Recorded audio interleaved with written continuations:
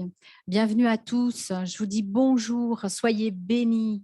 Que cette matinée soit pour vous quelque chose de merveilleux, parce que chacun peut repartir de ce lieu avec une parole, avec un encouragement, avec quelque chose d'extraordinaire de la part de notre Seigneur, de la part de notre Père l'Éternel, de la part de Jésus.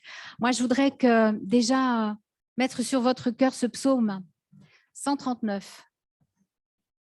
Psaume 139. On ne va pas tout le lire, mais déjà, Éternel, tu me sondes, tu me connais. Tu sais quand je m'assieds et tu sais quand je me lève. Tu pénètres de loin de ma pensée.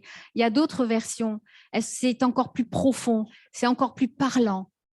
Tu sais quand je m'assieds, tu sais quand je me lève. Tu pénètres de loin ma pensée, c'est tu m'enserres, tu me prends dans tes bras, tu m'amènes là où tu veux, et là où tu veux, ce sera le meilleur. Ce sera le meilleur, quoi qu'il puisse se passer.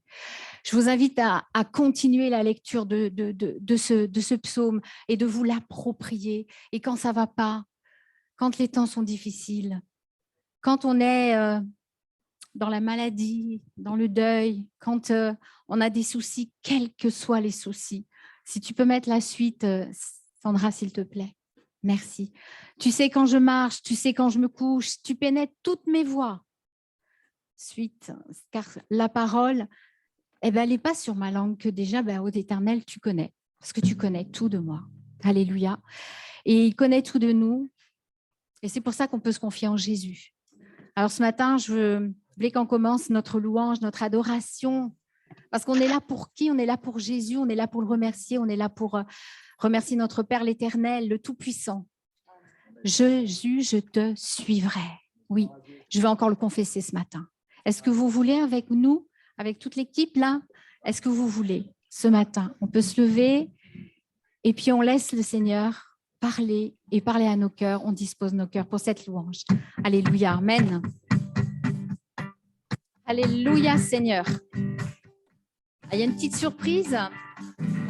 Les couplets, on les double. Alors, soyez pas surpris. Hein.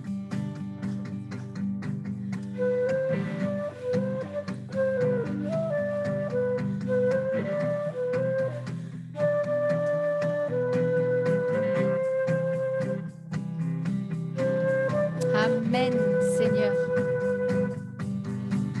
Dans la joie, quand le soleil m'inonde, sur les monts où ta présence abonde.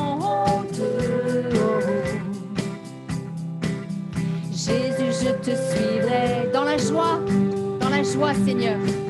Dans la joie, quand le soleil m'inonde, sur les monts où ta présence abonde.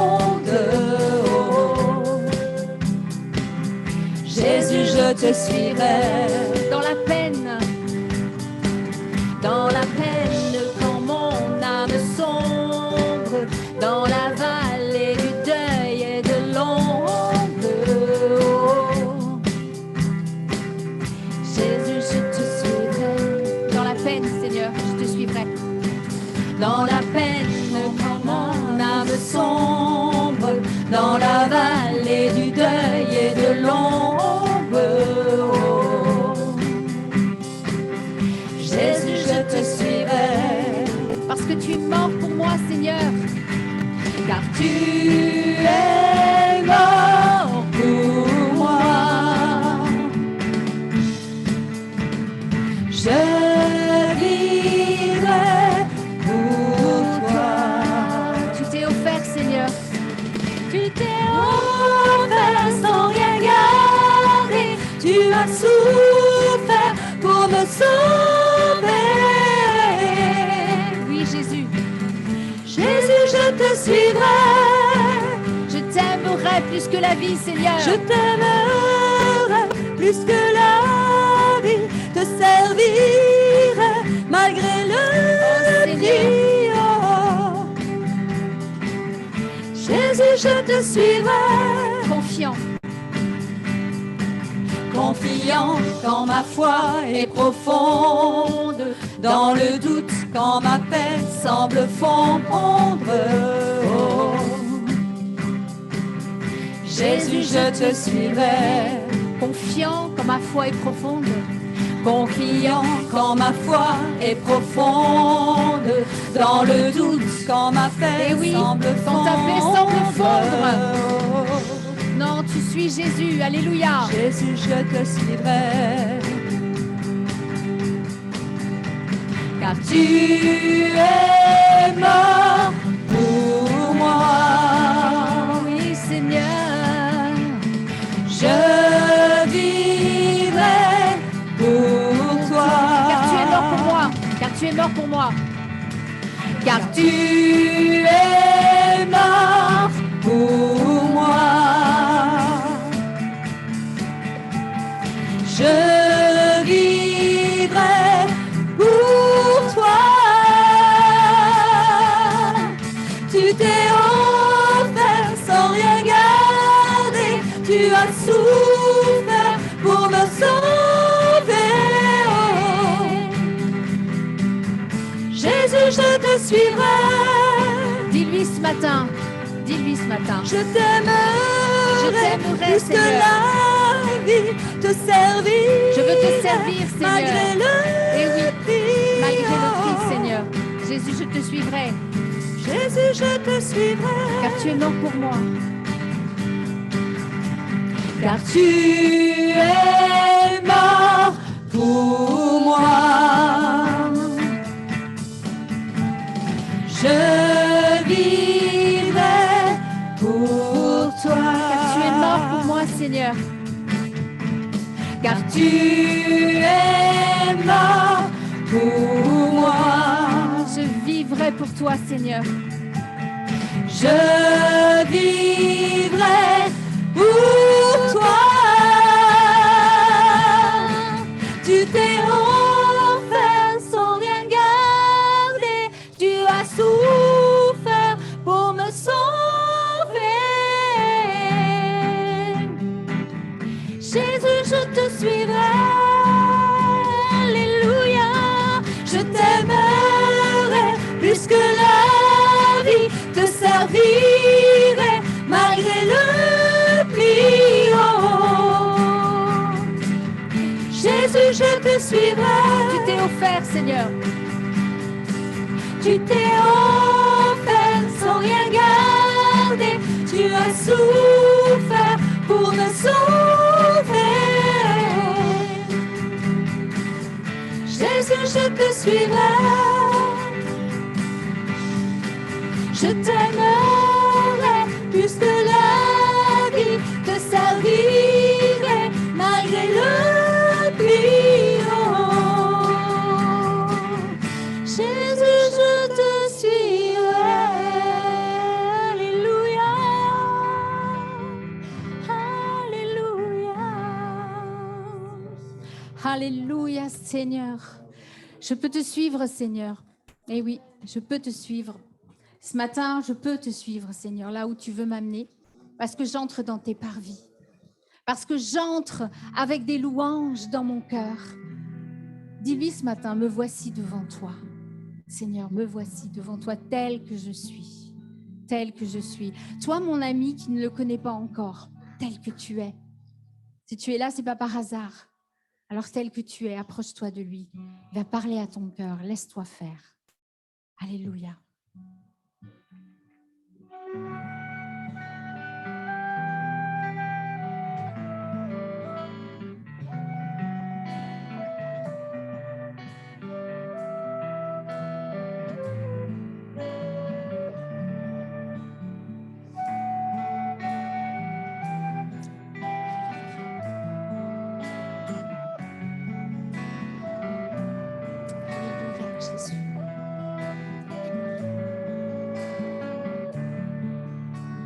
Celui qui demeure à l'abri du Très-Haut repose à l'ombre d'El Shaddai. Celui qui demeure à l'abri du Très-Haut repose à l'ombre d'El Shaddai. Je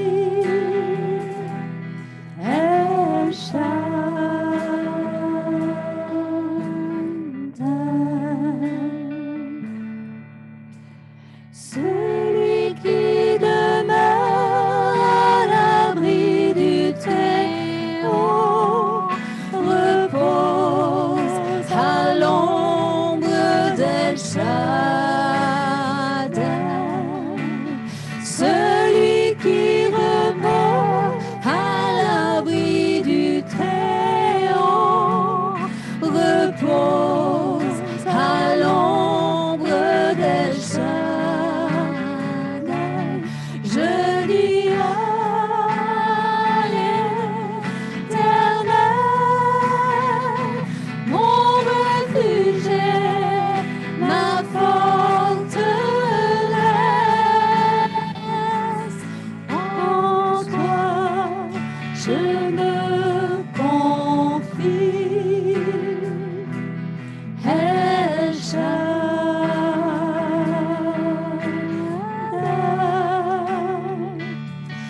En toi je me confie. El Shaddai.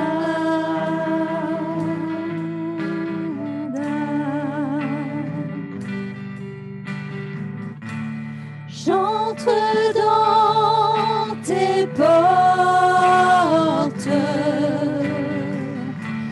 j'entre dans tes parvis, Seigneur, avec des louanges. Devant toi me voici, nous voici. Je reconnais ta majesté, Seigneur. Je reconnais ta royauté. El Shaddai, Dieu puissant, j'entre dans tes portes, j'entre dans tes parvis, avec des louanges, avec des louanges. Oui, Seigneur, devant toi me voici. Je reconnais ta majesté. Oui, Seigneur. Je reconnais ta royauté.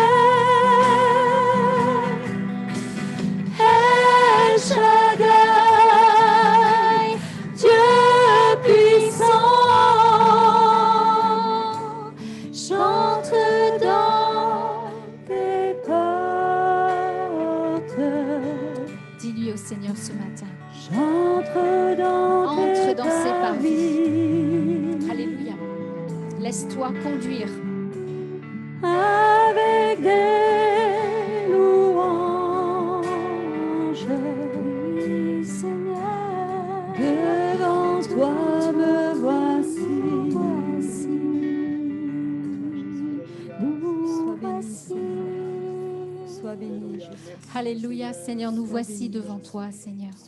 T'apportons la louange de nos Alléluia. cœurs, Seigneur. Alléluia.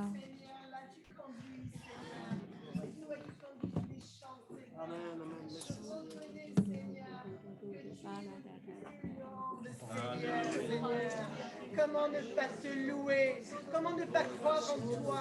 Comment ne pas nous manifester toute la joie, Seigneur, qu'il y a auprès de toi, de ton Église, Seigneur. Merci pour cela, Seigneur. Gloire à toi, Seigneur. Louez le Seigneur. Prenez votre place, louez le Seigneur. Voici devant toi pour proclamer ta grandeur, la grandeur de ton amour, de ta bonté, de ta fidélité, combien tu es merveilleux, nul n'est semblable à toi. Tu es le prince de la paix, le prince de la vie. Et ce matin encore, tous ensemble, nous élevons nos voix et nos cœurs pour te dire toute notre reconnaissance. Merci pour le don de Jésus, pour la croix, pour le prix payé pour le salut de nos âmes. Merci pour l'Église, pour la communion fraternelle. C'est là où tu envoies la bénédiction encore, aujourd'hui pour l'éternité. Amen. Gloire à Dieu. Parce que Seigneur, je suis avec mes frères et mes sœurs, Seigneur, pour te répondre. C'est vrai que comment ne pas te dire merci pour qui tu es, Seigneur Jésus. Comment ne pas te dire merci pour toutes ces portes que tu as fermées pour notre bien, mais aussi les portes que tu nous ouvres, aussi pour notre bien, parce que Seigneur, ta parole dit que tu as des projets d'avenir, des projets d'amour, des projets de paix, d'espérance. Merci Seigneur, parce que chaque instant, je peux venir devant toi, Seigneur, me renouveler, Seigneur, dans tes parvis. Merci parce que je suis dans la joie de venir dans ta maison avec mes frères et mes sœurs, Seigneur Jésus. Que ton nom soit béni encore ce matin. Dispose nos cœurs, Seigneur, à ta parole. Seigneur mon Dieu, merci pour la liberté que nous avons de nous réunir en ton nom, Seigneur. Merci pour l'Église, pour la communion fraternelle, pour ta parole qui va être annoncée, Seigneur. Merci par-dessus tout pour ta présence qui est si bonne, Seigneur. Merci parce que tu nous honores de ta présence, Seigneur. Comme tu le dis dans ta parole, là où nous trois se réunissons en ton nom, là, tu es là parmi nous, Seigneur. Je veux révéler ta sainteté ce matin. Je veux révéler ton nom, ton sacrifice à la croix, ta patience envers moi, Seigneur, ta fidélité chaque jour, à chaque instant, tu es là, Seigneur, malgré les embûches, Seigneur, tu me portes lorsque j'ai besoin de toi et je veux louer ton nom ce matin. Merci, mon Dieu, pour qui tu es, Jésus. Merci parce que tu prends soin de tes enfants, Seigneur. Tu es le meilleur des pères qu'on puisse avoir, Seigneur. Merci pour tes projets dans nos vies. Merci pour ta présence, tout simplement. Reçois mon adoration ce matin. Sois béni, Jésus. Je t'apporter ma reconnaissance, Seigneur, la louange de mon cœur. Et tous les merci que je te dois, tous les merci, Seigneur, que tu as accomplis dans ma vie. Mon Dieu, je veux vraiment te louer, te bénir. Oublier tous mes fardeaux et juste profiter de toi, de ta présence, Seigneur, et me ressourcer de toi, Seigneur. Il y a des fois, on est tellement perdu, on ne sait même pas ce qu'il faut demander. Alors, tout est à tes pieds, Seigneur. Tu nous renouvelles en toi, tu nous renouvelles dans ton esprit, tu nous fortifies. Je veux juste regarder à toi, Seigneur, et te remercier. Loué sois-tu. Loué sois-tu. Tu nous l'as dit, Seigneur, tu serais pour ton amour. Merci parce qu'en toi, Seigneur, j'ai trouvé un véritable Père. Tout est parfait, Seigneur.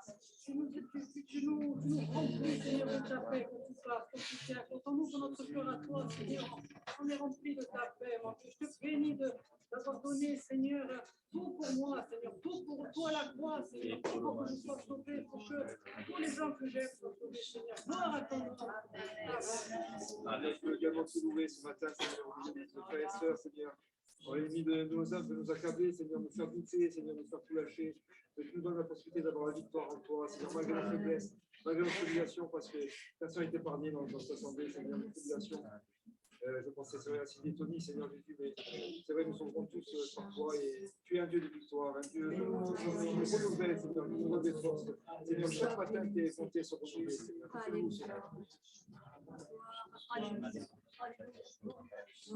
C'est vrai, Seigneur, tu nous l'as dit, tu serais avec nous jusqu'à la fin. Et c'est vrai, Seigneur, que nous sommes confiants, Seigneur, que nous te remettons nos vies entièrement, Seigneur. Nos souffrances, nos deuils, Seigneur, nos combats, Seigneur, nos maladies, nous te les remettons à la pied de la croix. Et Seigneur, que ta volonté soit, Seigneur. Merci. Merci.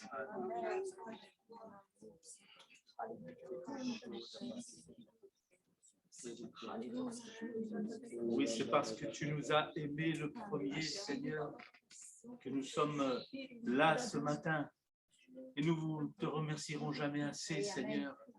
Tant d'amour à notre égard, Seigneur. Tant de bonté, de miséricorde. Merci, Seigneur, parce que tu es vivant, parce que encore aujourd'hui, tu te révèles dans les cœurs. Tu prends place dans les cœurs, tu transformes les vies, tu guéris, tu sauves, Seigneur. Alors oui, je te loue, Seigneur. Amen. Père éternel, c'est avec assurance que nous pouvons nous approcher de ton trône de grâce, Père. Je te bénis, je te loue, Père, pour tout cela. Merci pour ton Fils, Seigneur, pour son œuvre achevée à la croix, Seigneur. Qui est mort pour moi, qui m'a arraché du monde des ténèbres, Seigneur, et qui m'a transféré dans son monde, dans son royaume, dans le royaume de son amour. Je te bénis, je te loue pour qui tu es, Seigneur. Je te remercie, Seigneur. Si nous sommes là ce matin, c'est par ta pure bonté, Seigneur, par ta grâce. Le souffle de vie que nous avons ce matin, Seigneur, c'est parce que tu nous aimes que nous sommes là, Seigneur. Réunis dans la joie, Seigneur, pour te louer, pour t'honorer, pour t'adorer, Seigneur. Seigneur, je te bénis pour tout ce que tu fais dans ma vie. dans nos vies, Seigneur. Enlève de nos cœurs tout ce qui ne te glorifie pas, Seigneur.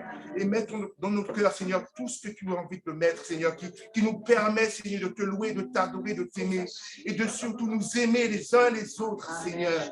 De mettre ton amour en nous, Seigneur, parce que c'est à cela que le monde reconnaîtra que nous sommes tes enfants, Seigneur. Ton amour, Seigneur, est très important dans nos vies, Seigneur. Je te bénis, je te loue, Seigneur. Amen. Le Seigneur parle de profondeur, les profondeurs de vos âmes. Il veut vous restaurer, vous guérir. Mais il faut avoir cette communion profonde avec le Seigneur afin qu'il guérisse, qu'il dirige, qu'il restaure. Amen.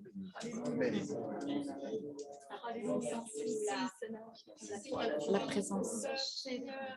Merci Seigneur pour prendre soin de chacun d'entre nous, Seigneur. Merci parce qu'effectivement, tu veux guérir les cœurs blessés, Seigneur. Tu es un Dieu qui donne, Seigneur, qui aide, Seigneur. Et tu es le Tout-Puissant. Je veux vraiment te dire merci, merci pour ce sacrifice, pour ton sang qui me lave de tout péché, mais aussi qui me guérit de toutes mes blessures, Seigneur. Merci pour l'Église bien-aimée, pour ton Église, pour ce que tu prends, Seigneur Jésus. Parce que tu as compassion, Seigneur. Merci.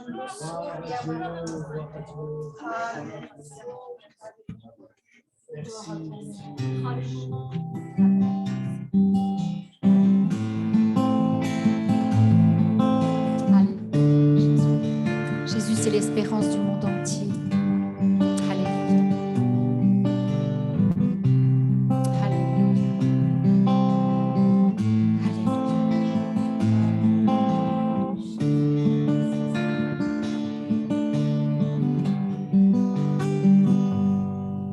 Tu combats pour nous en tout temps, entouré de tous les anges.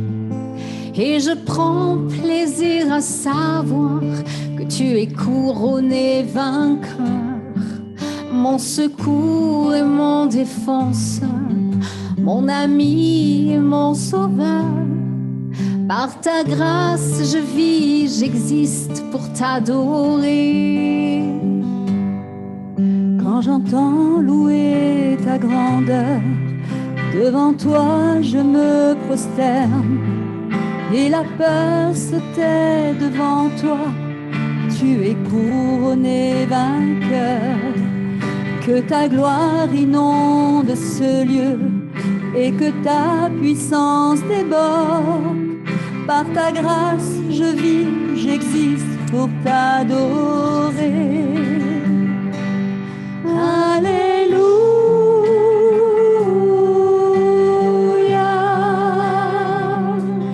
Tu as triomphé, tu as triomphé. Alléluia.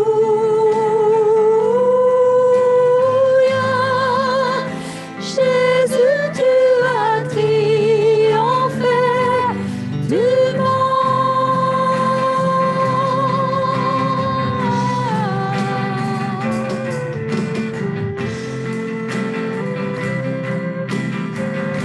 Alléluia. Sans relâche, tu intercèdes. Sans relâche, tu intercèdes. Les perdus sont retrouvés. Tu ne seras jamais vaincu, car tu es couronné vainqueur. Ô Jésus, tu es le Messie, l'espérance du monde entier. Par ta grâce, je vis et j'existe pour t'adorer. Alléluia.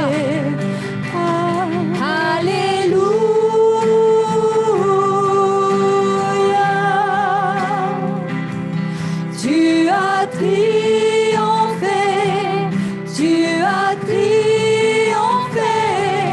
Alléluia.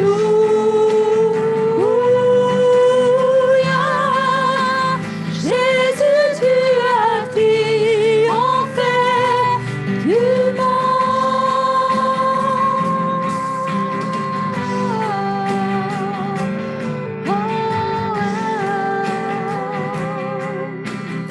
Les forteresses, elles vont tomber, mes frères, mes sœurs. Les forteresses tomberont et les hauteurs s'abaisseront. Tu es couronné vainqueur, tu es vainqueur, tu es vainqueur. Les forteresses tomberont et les hauteurs s'abaisseront. Tu es couronné vainqueur, tu es vainqueur, tu es vainqueur. Les forteresses tomberont et les hauteurs s'abaisseront. Tu es couronné vainqueur, tu es vainqueur, tu es vainqueur.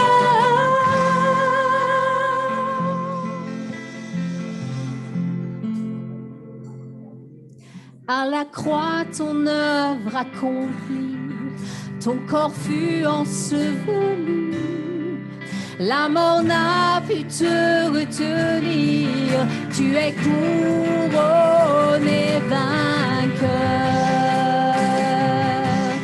Alléluia,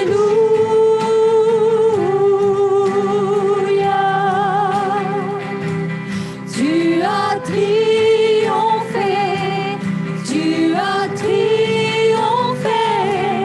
Alléluia,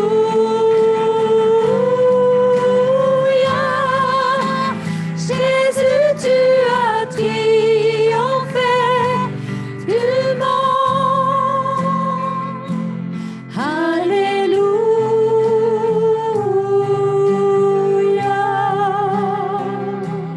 tu as triomphé, tu as triomphé. Alléluia,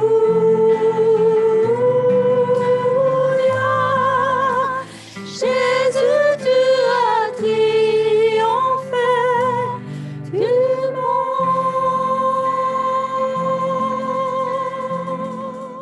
Alléluia. Alléluia, Seigneur, tu as triomphé du monde, Seigneur. Tu as triomphé du monde et c'est pour ça que ce matin, nous sommes là tous ensemble, Seigneur. Tous ensemble pour te dire Alléluia, pour crier ton nom, pour chanter ton nom, pour élever ton nom. Jésus, tu nous as libérés. Jésus, tu nous as restaurés. Jésus, tu nous as pardonnés. Jésus, tu es avec nous en ces instants. Et tu ne laisses personne, personne indifférent et personne seul. Jésus, nous t'apportons la louange de nos cœurs. Notre Père éternel, nous t'apportons la louange de nos cœurs. Tout est pour toi, rien que pour toi. Alléluia, Seigneur.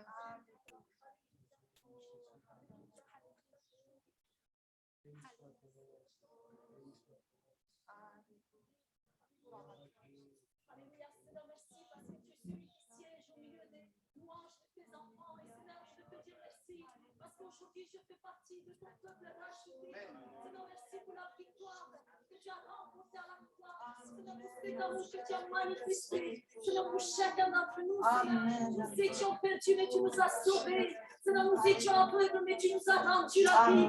Tu es notre lumière, tu es notre paix, tu es notre force. Alors de tout notre cœur, nous voulons te célébrer. Nous voulons te louer, parce que ton seul est digne. Seigneur, tu es le sujet de nos louanges. Tu es le sujet de notre adoration. Tu es notre motivation, tu es tout pour nous. À toi la gloire, Seigneur.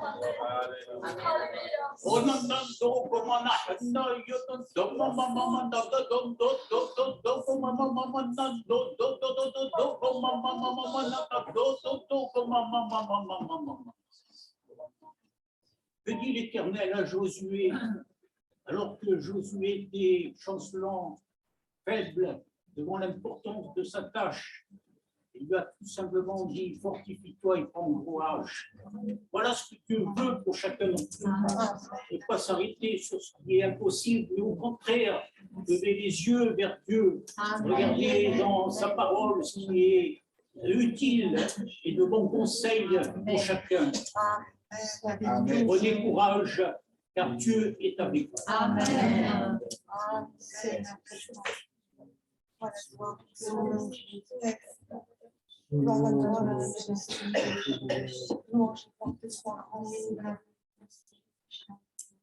Merci. Gloire à Dieu. Seigneur, c'est par obéissance que tu es allé jusqu'à la croix. Tu as obéi à ton Père, celui qui est devenu notre Père, Seigneur. Par obéissance pour que nous puissions aujourd'hui, mon Dieu, être sauvés pour l'éternité. Quelle grâce de réaliser, Seigneur, que tu as mis en nous, mon Dieu, déjà la pensée de la vie éternelle. Avec toi, Seigneur, nous voulons régner, Seigneur. Et c'est vrai, Seigneur, c'est toi qui réconforte, qui console, qui donne la force, Seigneur. Nous sommes heureux ce matin, Seigneur, parce que nous savons en qui nous croyons. Tu es présent, Seigneur, dans ce lieu, Seigneur. Et tu portes dans tes bras n'importe celui qui a besoin de toi ce matin. Quelle grâce, Seigneur, quelle grâce. Sois béni. Amen. Gloire à ton nom. Père, je veux te remercier encore ce matin pour cette grâce d'être rassemblés sur ton saint regard encore ce matin. Je veux te remercier pour cette communion. Amen. Parce que toi seul pouvais faire une chose impossible. Et encore ce matin, je veux te citer. Nous voulons prendre encore ce saint repas, non pas comme simplement une habitude, comme tous les dimanches, même Père, mais encore comme les symboles de ton corps meurtri à la croix, de ton sang versé encore pour nos péchés.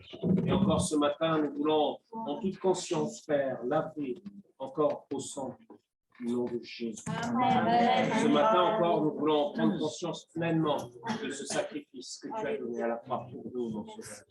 Et c'est pour cela que nous voulons prendre encore en te célébrant ce saint repas. Sois béni encore pour le reste de ton temps. Que la gloire te revienne encore. Amen. Sois élevé, sois glorifié. Alléluia.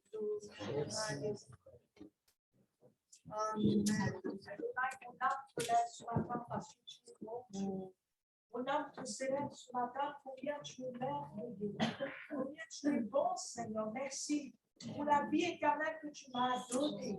Merci parce que tu es venu m'arracher de la mort. Tu es venu m'arracher de ma dépression. Ce matin, mon âme te lève ce matin parce que tu es bon. Merci pour ton amour. Amen. Alléluia. Comment ne pas louer ce Dieu qui est puissant, Alléluia. ce Dieu qui est merveilleux. Rien n'est impossible à celui qui est grand. Ce matin, mon Dieu, je vais lever ton nom parce que tu es puissant et tu règnes. Dieu, le Dieu de la possibilité, et c'est une foi rétortive,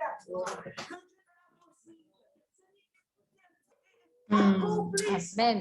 Merci Jésus. Quelque chose de nouveau, Seigneur, que nous soyons changés, transformés, parce que nous sommes rentrés dans ce lieu. Merci, parce qu'encore aujourd'hui, tu agis, encore aujourd'hui, tu parles à nos cœurs. Quel privilège que nous avons de pouvoir. Oui, amen, amen, amen. Gloire à Dieu. Alléluia, gloire à Dieu. On se lève, frères et sœurs, et ensemble, on partage ce pain et ce vin. Pour toi, c'est pour moi que Jésus-Christ a été crucifié sur la croix. Il est vivant, il est ressuscité, il a vaincu la mort. Et ce matin encore, on proclame sa victoire. Amen. Prenons dans la foi ce pain et ce vin, dans cette communion fraternelle, et rendons gloire à Dieu. Amen. Gloire à Dieu. Merci Seigneur.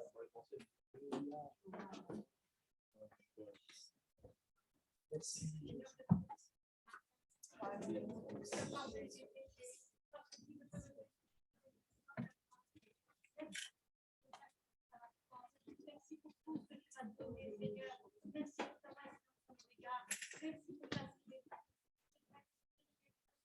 Je suis heureuse, Seigneur, d'être au bénéfice de ta grâce chaque jour. Merci, Seigneur, parce que oui, tu as vaincu la mort. Oui, Seigneur, la mort n'a plus, le péché, la mort n'a plus d'emprise sur nous, Seigneur. Si nous marchons jusqu'au bout avec toi, Seigneur, alors nos yeux te verront. Alors nous te louerons pour l'éternité. Nous chanterons tes louanges au milieu des anges. Seigneur, merci. Merci, Seigneur. Alléluia.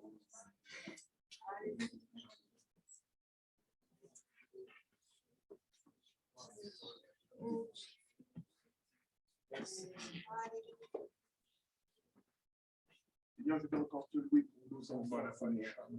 Je te prie tous nos enfants, Seigneur. Garde-les, Seigneur, de toute influence de ce monde, Seigneur. Garde-les, attire-les à toi, Seigneur. Je te confie, je te remercie pour mon fils et ma fille, Seigneur.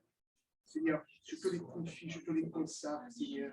Attire-les à toi, Seigneur. Garde-les, Seigneur.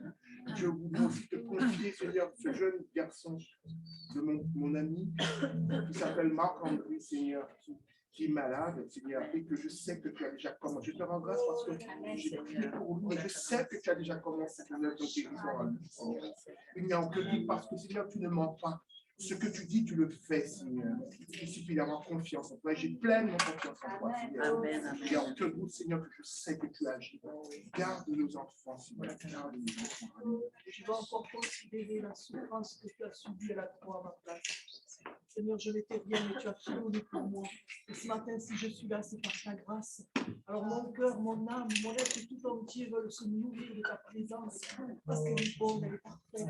Ta présence est fidèle en moi. Merci parce que tu es ce Dieu qui restaure, ce Dieu qui console, ce Dieu qui accorde avec bonté à chacun de ses enfants. Merci mon Dieu pour le tout accompli pour moi. Amen.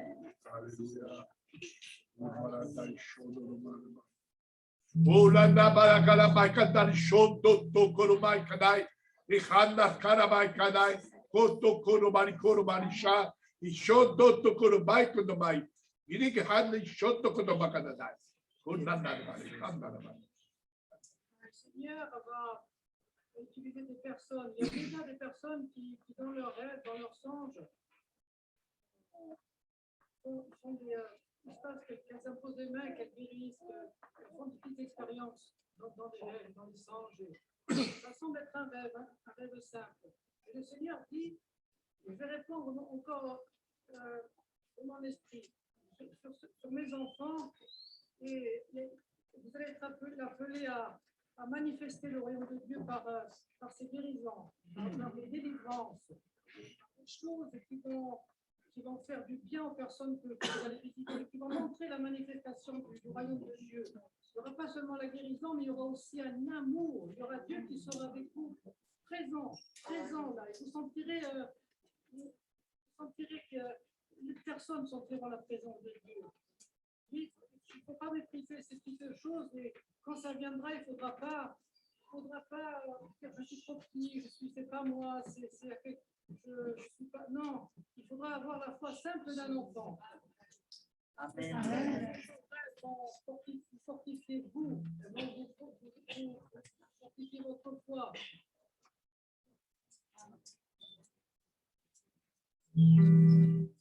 Merci Seigneur, merci parce que tu nous parles, Seigneur, tantôt d'une manière, tantôt d'une autre. Et tu nous encourages à tout abandonner entre tes mains, à tout laisser, même si ça fait mal, même si ça fait mal.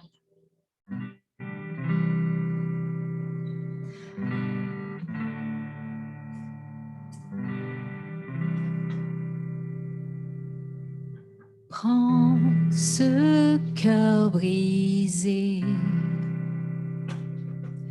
prends ces mains tachées,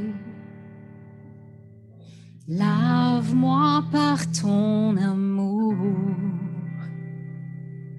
que ta grâce abonde.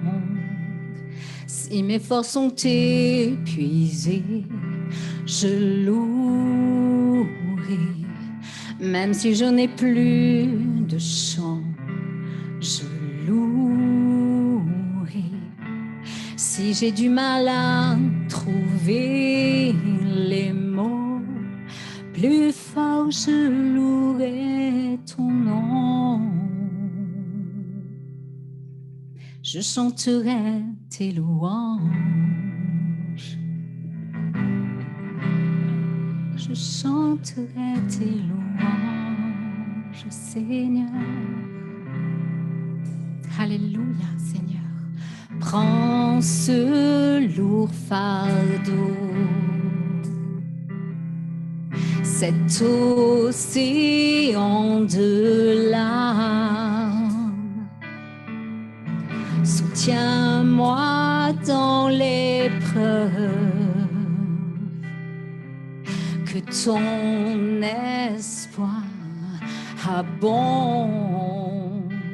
Si le compas semble perdu, je louerai Si tout ressemble à un enfer, je louerai. Même si chanter n'a plus aucun sens, plus fort je louerai ton nom. Je chanterai tes louanges, oui Jésus. Je chanterai tes louanges, Jésus. Je chanterai tes louanges.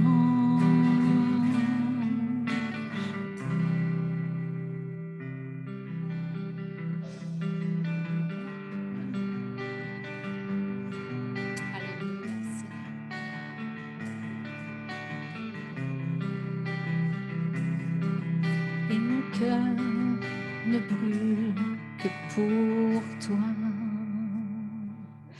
Et mon cœur ne brûle que pour toi.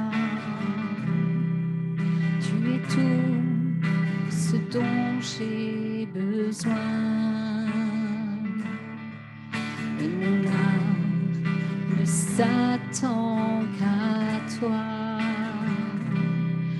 Je chanterai jusqu'au lever du matin. Et mon âme ne brûle que pour toi. Tu es tout ce dont j'ai besoin. Et mon âme ne s'attend qu'à toi. Je chanterai jusqu'au lever du soleil. Et mon âme ne brûle que pour toi. Tu es tout ce dont j'ai besoin. Et mon âme ne s'attend qu'à toi. Chanterai jusqu'au bout du miracle. Je chanterai tes louanges. Je chanterai tes louanges.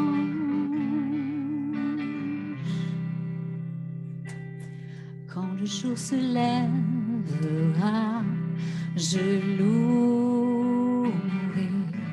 Quand j'aurai eu la victoire, je louerai.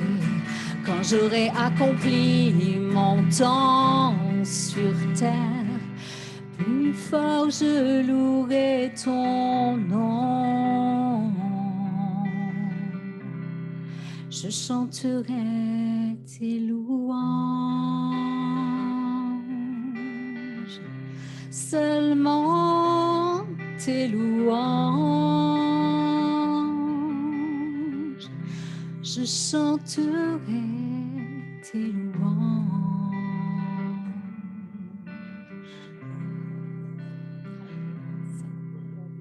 Alléluia.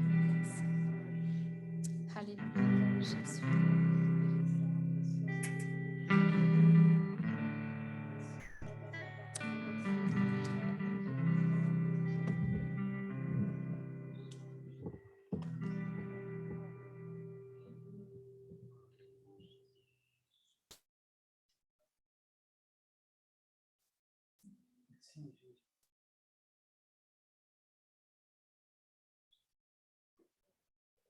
Alléluia, Seigneur.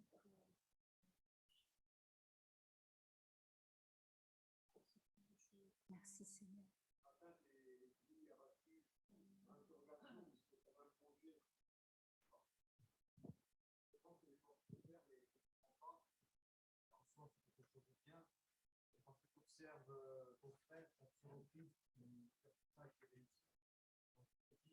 Ça va marcher. Là, actuellement, ça ne marche pas et je pense qu'il faut fermer parce que pour la diverse raison, c'est que tu n'as pas mis ce projet. Tu n'as pas prié pour ça. La seule raison, c'est que tu qui est bon, le talent qu'a ton frère, le talent qu'a ta sœur, n'est pas forcément le talent que tu as. Si tu es abattu ce matin, c'est parce que tu peux avoir ton propre raisonnement, à tel point que tu ne veux même plus ouvrir la parole de Dieu. À tel point que l'ennemi de ton âme te dit que ça ne sert à rien. Alors, fortifie-toi et prends courage ce matin. Parce que tu vas reprendre courage ce matin en ouvrant la parole de Dieu. Tu comprendras pourquoi le projet n'était pas fait pour toi. Il n'y a qu'à travers cette relation intime avec Dieu, médite la parole jour et nuit, qu'elle ne s'éloigne point de toi. C'est ça que tu dois faire dans ta vie aujourd'hui, afin de comprendre pourquoi ça n'a pas marché et comprendre la direction de Dieu pour toi dans ta vie pour l'Église, ta vie personnelle, ta vie professionnelle, familiale. Et là, tu verras la main de Dieu. Alors, c'est pour ça que tu es abattu, que tu as même un soupçon de jalousie pour ton frère et ta soeur qui a réussi dans ce domaine. Mais ne te décourage pas. Repends-toi, retiens la parole de Dieu et réalise que c'est un combat spirituel que l'ennemi ne voulait pas que tu fasses. Alors, vraiment, saisis cette grâce encore dans ton cœur, dans ta vie. De lire la parole de Dieu et tu verras que le chemin va s'éclairer devant toi. Tu verras que les portes vont s'ouvrir. Mais confie toute ta vie entière à Dieu.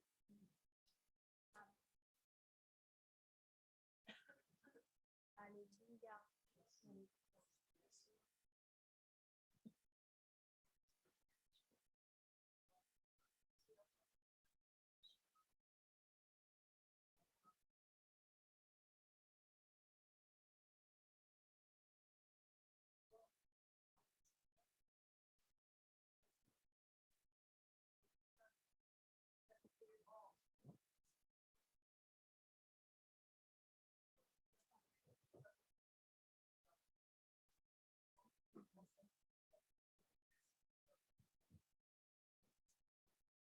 Merci mon Dieu encore, ce que tu nous montres encore ce matin.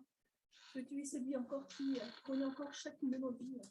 Merci parce que tu as encore ces paroles encore de Seigneur d'encouragement, Seigneur. Tu nous montres combien tu nous aimes, mon roi. Merci.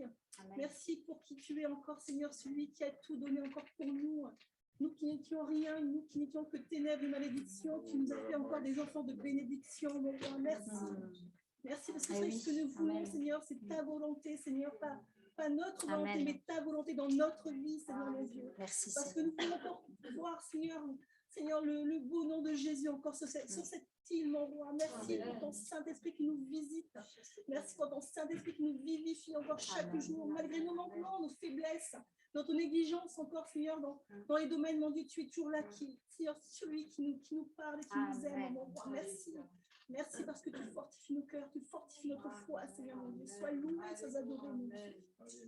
Amen, amen. Alléluia. On va passer maintenant à la parole de Dieu, à écouter le message que le Seigneur aura à nous dire. Et je voudrais qu'on termine par ce chant. Je sais qu'en lui, j'ai la vie. Amen. On a la victoire, on a la vie. On a la paix, on a la joie. En lui, nous avons la vie éternelle. Amen. Est-ce que je peux demander à 2 sœurs pour les offrandes? Alors, on va demander, tu veux bien? Martine, Isabelle? Je ne sais pourquoi dans sa grâce, Jésus m'a tant aimé. Pourquoi par son sang il efface ma dette et mon péché. Mais je sais qu'en lui j'ai la vie, il m'a sauvé dans son amour. Et gardé par sa main meurtrière, j'attends l'heure de son retour. Alléluia.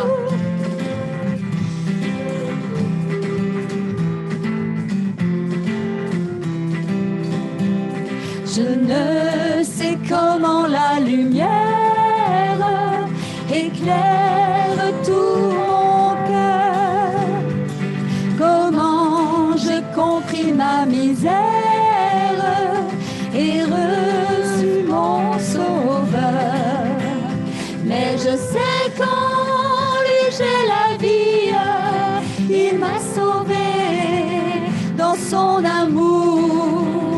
et gardé par sa main meurtrière. J'attends l'heure de son retour. Amen, amen.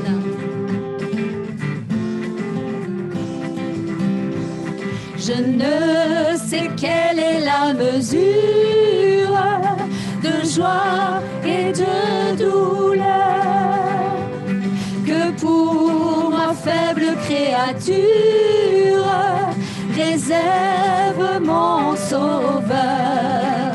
Oui, mais je sais qu'en lui j'ai la vie, il m'a sauvé dans son amour et gardé par sa main meurtrière. J'attends l'heure de son retour. Alléluia. Amen. Je ne sais quand de la victoire l'heure enfin sonnera, quand l'agneau l'époux dans sa gloire avec lui me prendra. Oui, mais je sais qu'en lui j'ai la vie, il m'a sauvé dans son amour et gardé par sa main meurtrière. J'attends l'heure de son retour. Mais je sais qu'en lui j'ai la vie, il m'a sauvé dans son amour, et gardé par sa main meurtrière. J'attends l'heure de son retour. Alléluia, amen. Soyez bénis.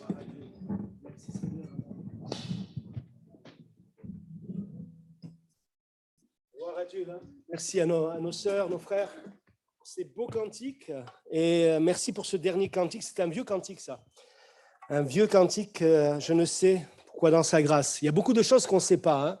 Il y a beaucoup de choses où on n'a pas de réponse. Mais béni soit Dieu parce que c'est vrai. Mais le refrain dit « Mais je sais qu'en lui, j'ai la vie ». Et comment je sais ça, si ce n'est qu'au travers de sa parole. Et c'est une bonne introduction au message que je voulais partager avec vous ce matin. En tout cas, béni soit Dieu pour cela. Et on va aborder un thème dans un instant. Mais avant cela, je vais vous faire quelques annonces. Bienvenue à vous qui êtes là de passage. J'ai vu plusieurs visages donc, qui sont là, que je ne connais pas. Peut-être c'est la première fois que vous venez dans une église évangélique, je ne sais pas. En tout cas, que Dieu vous bénisse au milieu de nous. Soyez pas surpris de notre simplicité, de notre manière de louer Dieu. C'est avec spontanéité, simplicité de cœur. On est bien imparfait, mais on aime notre Dieu. Amen. Et on veut le proclamer, hein, on veut le dire, et combien nous croyons dans la présence du Seigneur au milieu de nous. Hein. Il siège au milieu de la louange de son peuple. Gloire à Dieu, nous le vivons chaque semaine et nous le croyons et nous le proclamons. Amen. Bienvenue, que Dieu vous bénisse. Hein.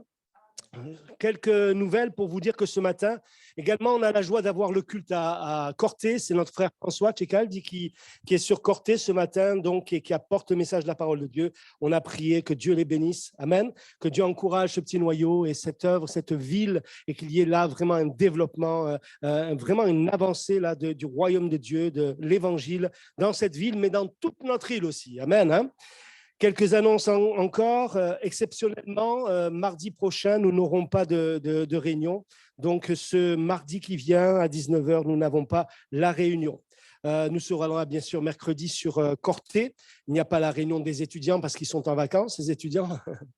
Et puis, jeudi, nous serons à Portitre aussi, à 19h. Venez, si écoutez l'Évangile, amenez quelqu'un peut-être qui habite par là-bas, un ami, un parent, je ne sais pas. Mais l'Évangile est annoncé là aussi tous les jeudis. Vendredi, nous aurons notre réunion de prière. Et puis également, nous avons la joie de pouvoir reprendre nos réunions sur Propriano. Voilà, il y a des gens qui sont là ce matin. Là, je suis content de voir cela. Je suis content de pouvoir reprendre ces moments, ces réunions. Plusieurs frères et sœurs attendent cela là-bas. là aussi, il nous faut annoncer l'Évangile. Donc, priez pour ça. À 18h, donc, nous avons la possibilité de nous réunir dans un hôtel, l'hôtel Neptune. Donc, nous serons là donc, vendredi sur Propriano. Priez pour toutes ces réunions, que Dieu étende ses mains. Amen.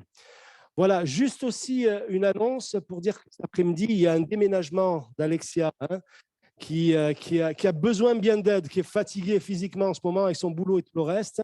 Et ils ont besoin de bras. Alors, il y a déjà 4 bras qui sont là, mais ils ont besoin d'autres bras. Alors, est-ce qu'il y a des frères, des vrais, des tatoués, descendants qui pourraient… voilà, un autre. Est-ce qu'il y a d'autres frères là qui pourraient les aider cet après-midi? C'est de Ajaccio à Porticcio. Merci, pas tous à la fois, voilà, ouais, il y en a là-bas. Voilà, en tout cas, vous venez voir Alexia ou venez me voir pour aider nos frères et sœurs pour que Dieu les bénisse et les aide dans ce déménagement. Jean-Daniel, il y avait une annonce? Ouais. Une annonce pour les jeunes. Je vais le laisser faire lui, ça sera mieux. C'est juste pour l'annonce des plats emportés. Bon, moi, je fais que l'annonce. Après, c'est notre sœur Laïna qui fait toute la logistique. Merci aux cuisiniers, cuisinières. Donc, c'est la semaine prochaine, les plats emportés. Il y a déjà 100… On peut monter jusqu'à 160 plats grâce aux cuisiniers et cuisinières. Et il y a déjà 80 plats commandés. Donc, il reste encore 80 plats possibles à commander. Donc, je vous rappelle qu'il y a du couscous en grande quantité. Il y aura des lasagnes, du riz cantonné, du poulet à la chinoise et chili con carne par notre frère cuisinier, Paul-Henri. Donc voilà, n'hésitez pas. On va commencer à encaisser les réservations. Donc, c'est 12 € le plat pour 2 personnes et 20 € le plat pour 4 personnes. Voilà, et la distribution se fera la semaine prochaine. Donc, si vous commandez, assurez-vous d'être là la semaine prochaine pour récupérer ces plats. Ce sera sous barquette, donc vous pourrez les congeler, les mettre au frais si vous voulez manger toute la semaine des plats à emporter. Je rappelle que les bénéfices servent à financer le rassemblement à Clermont-Ferrand pour la jeunesse et les adolescents, donc le rassemblement ECHO qui aura lieu le week-end de l'Ascension. Voilà, je crois que j'ai tout dit. Je regarde les sœurs pour savoir, mais ça va. C'est bon. Voilà, merci Jean-Daniel. Voilà, pour aider les jeunes, on veut aider nos jeunes pour qu'ils puissent participer dans ces moments et vivre des moments forts dans la présence de Dieu. Amen. On n'est pas devenu un restaurant, hein, c'est pas devenu un restaurant, mais au travers de tout cela, on croit qu'on peut aider tous ces jeunes et on veut les aider afin qu'ils vivent des moments bénis dans la présence de Dieu. Alors, comme je vous ai dit tout à l'heure, et merci pour ce dernier cantique, mais je sais qu'en lui j'ai la vie. Comment je sais qu'en lui j'ai la vie? C'est au travers de la parole de Dieu. Et cette parole, elle est encore pour nous aujourd'hui, plus que jamais, cette lumière sur notre sentier. Et je crois qu'on a besoin plus que jamais de revenir à la parole de Dieu. Et vous savez, ce qui peut vraiment nous sauver, ce qui peut nous montrer le chemin du salut, c'est la parole de Dieu. Et ce matin, j'ai à cœur mais je sais qu'en lui, j'ai la vie. Et le thème que j'ai choisi ce matin, c'est la vie après la vie. Vous savez, d'ici demain, après-demain, des tas de personnes, et on a beaucoup de respect en Corse, on respecte les morts, on respecte nos morts, et beaucoup de gens vont se rendre dans les cimetières avec beaucoup de douleur, beaucoup de souffrance, avec beaucoup de questions sans réponse aussi. Et je crois que c'est important parce qu'on a des questions. On a des questions qui sont essentielles, qui sont par rapport à la mort, à cette grande inconnue qui est la mort. Et si dans le monde, nous n'avons pas de réponse, la Bible nous donne des réponses. Et je crois que c'est important de savoir. Alors, on n'a pas toutes les réponses, on ne sait pas tout, mais on a les réponses essentielles qui peuvent nous amener à réfléchir et à réaliser qu'au travers de la foi en Jésus-Christ, je peux vivre, mais je sais qu'en lui, j'ai la vie.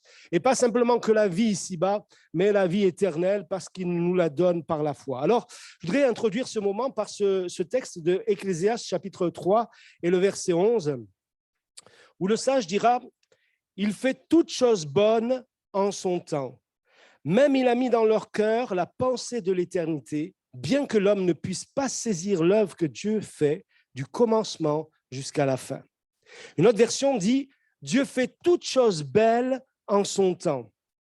Il a implanté au tréfonds de l'être humain le sens de l'éternité. sans toutefois que l'homme puisse appréhender l'œuvre que Dieu accomplit du commencement à la fin. Amen. Dieu a mis dans le cœur des êtres humains la pensée de l'éternité. Et je crois que c'est important de rappeler cela. Il y a un très bon livre, je me rappelle au début de ma conversion, j'avais lu quelques livres comme ça qu'on m'avait conseillé, entre autres des livres bien sûr de Billy Graham par rapport au pardon et toutes sortes de choses, mais de Nicky Cruz aussi, la vie de Nicky Cruz, des tas de choses. Mais ce livre qui s'appelait L'éternité dans leur cœur, de Don Richardson. Je ne sais pas si vous l'avez lu. Si vous ne l'avez pas, je peux même vous le transférer parce que je l'ai en comment ça s'appelle, en PDF, voilà.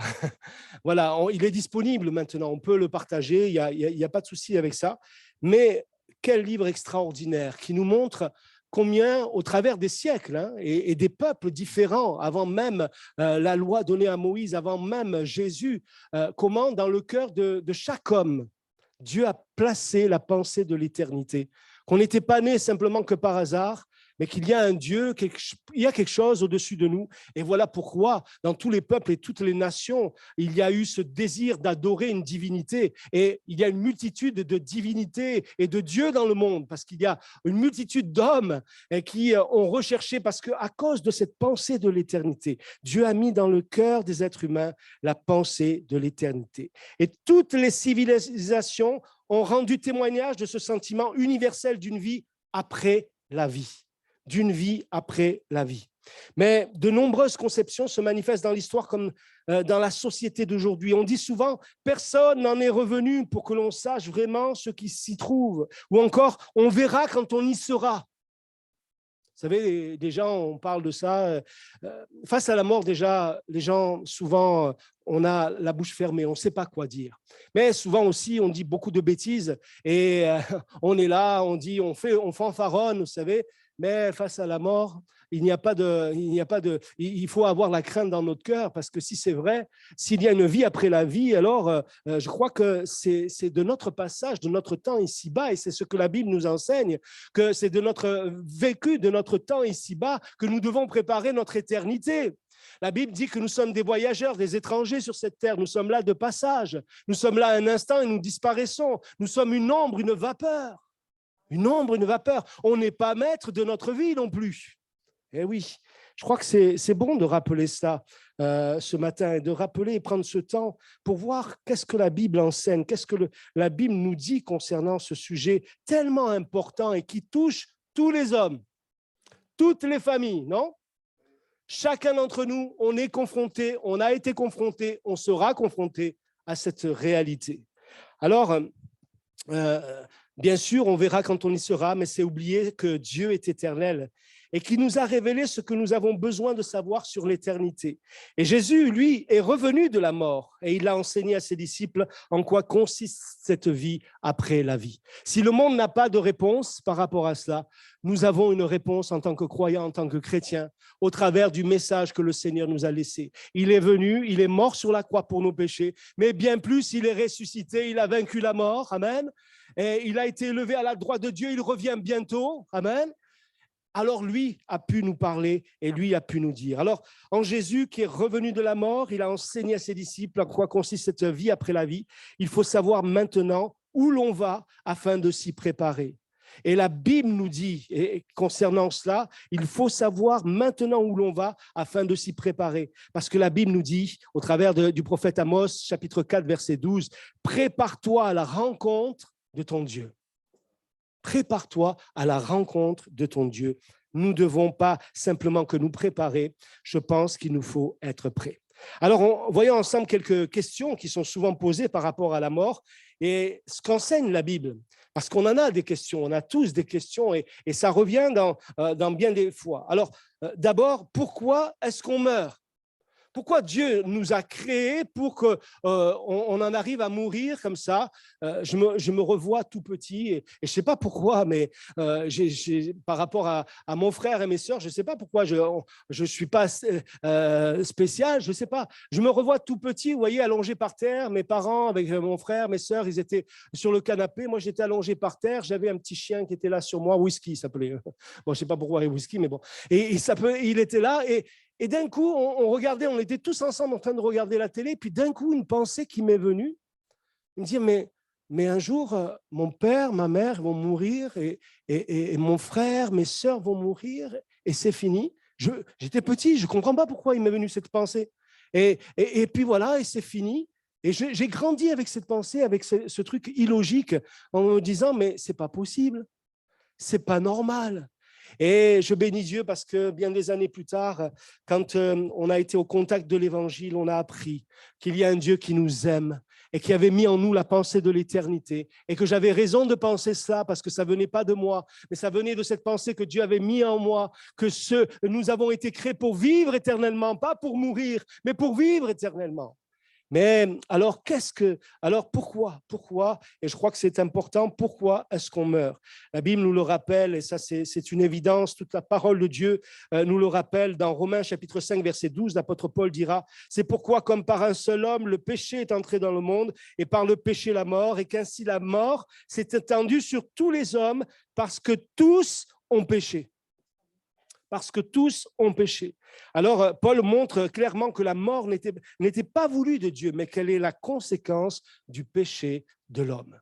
Et ça, c'est vrai qu'aujourd'hui, aller parler du péché aux jeunes, aller parler du péché même aux adultes, même aux personnes âgées, même aux personnes âgées, on me dit, mais allons, jeune homme, de quoi vous me parlez? Jeune homme, oui, je parle de moi. De quoi vous me parlez? De quoi vous me parlez? Le péché est un truc vieillot. Pourtant, la Bible nous dit que c'est là la conséquence de la mort, de la malédiction que le péché a amené dans le monde. Car le salaire du péché, c'est la mort, mais le don gratuit de Dieu, c'est la vie éternelle en Jésus-Christ, dira Paul aussi. Alors, nous n'avons pas été créés pour mourir, mais bien au contraire, pour vivre pour Dieu, en communion avec Dieu, dans une relation d'amour véritable avec Dieu et vivre un service à la gloire de Dieu. Voilà pourquoi on a été créés, pour vivre une relation véritable avec Dieu. Mais le péché est venu couper cette relation. Voilà pourquoi il nous fallait un sauveur dans la personne de Jésus. Et voilà pourquoi Jésus est venu. Alors, je crois que c'est important de rappeler déjà, si la mort, elle est là, ce n'est pas Dieu qui a fait toutes sortes, non, à cause de la désobéissance et du péché qui est dans le cœur de l'homme. Voilà pourquoi nous mourrons, mais Dieu nous appelle à la vie éternelle. Ce qu'il y a après la mort, on se pose souvent la question, qu'est-ce qu'il y a après la mort? Y a-t-il quelque chose après cette vie? Est-ce qu'il y a quelque chose après cette vie? Lors d'une confrontation avec les Sadducéens qui ne croyaient ni à la résurrection des morts, ni à la vie après la vie, ni aux anges, Jésus affirme l'existence d'un au-delà, en précisant qu'Abraham, Isaac et Jacob sont vivants, bien qu'ils soient morts depuis plus de 1000 ans. Dans Luc chapitre 20, versets 37 à 38, il nous est dit que les morts ressuscitent. C'est ce que Moïse a fait connaître quand, à propos du buisson, il appelle le Seigneur le Dieu d'Abraham, le Dieu d'Isaac, le Dieu de Jacob. Or, Dieu n'est pas Dieu des morts, mais des vivants, car pour lui, tous sont vivants, dira Jésus. Amen. Donc, il y a quelque chose après la mort, il y a une vie après la mort, ce n'est pas la fin. Que se passe-t-il juste après la mort? La question qui est là. Alors là aussi, le texte qu'on lit et qu'on connaît bien, les croyants connaissent bien ce texte de Luc, chapitre 16, versets 19 à 31. Ce texte nous montre qu'il y a 2 destinées possibles après la mort. 2 destinées, 2 chemins. Mais je crois qu'il faut prendre le temps de... moi, je ne veux pas vous dire ce que j'imagine qui se passe après la mort. Je veux vous dire au travers de ces versets, de ces nombreux versets même que je vais vous citer, parce que rien de mieux que la parole de Dieu pour nous éclairer.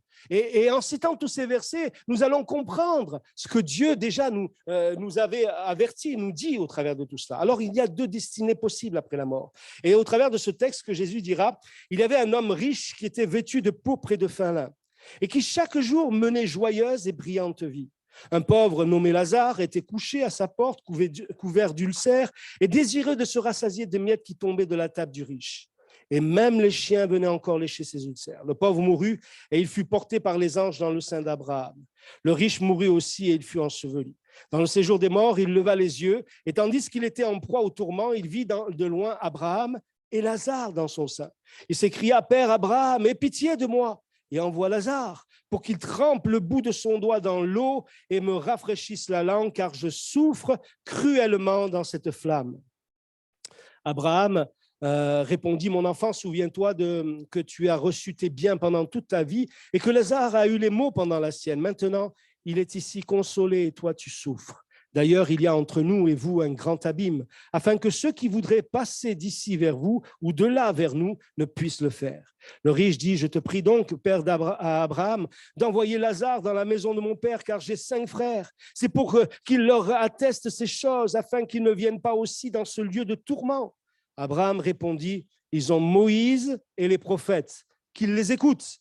Et il dit, non, père Abraham, mais si quelqu'un des morts va vers eux, ils se repentiront. Et Abraham lui dit, s'ils n'écoutent pas Moïse et les prophètes, ils ne se laisseront pas persuader quand même quelqu'un des morts ressusciterait. Waouh, il est fort hein, ce texte. Hein? Il est fort ce texte, mais il nous dépeint, il nous montre bien ces 2 destinées qui sont là et qui sont importantes à réaliser.